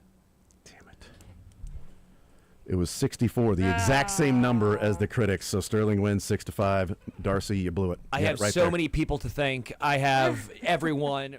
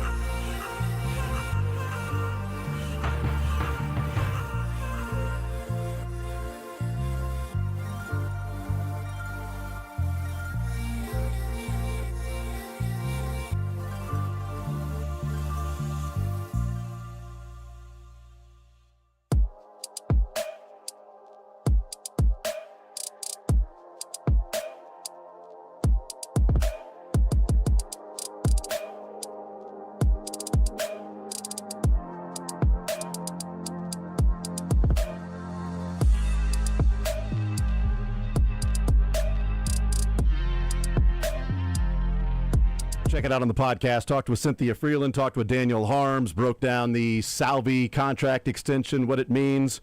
Talked a little bit about Zach Bove heading to the Chicago White Sox, K-State basketball, college football playoff. All of that here over the previous 4 hours. And tonight, Hawk Talk with Lance Leipold at 6 o'clock as they get set for Arizona on the road, 4.5-point dogs in that one on Saturday. And then KC Take with Andy Sweeney tonight. I'll be on that at 8 o'clock if you're so inclined. And then the night shift with Michael Darcy, and he'll be on that at 9 o'clock. So there you go. That's coming up tonight. Big night. It is a big night. You know what I mean? It's the last night before football for week 10 gets underway. Hey. I looked at a calendar. That's how I figured that out. Nailed it.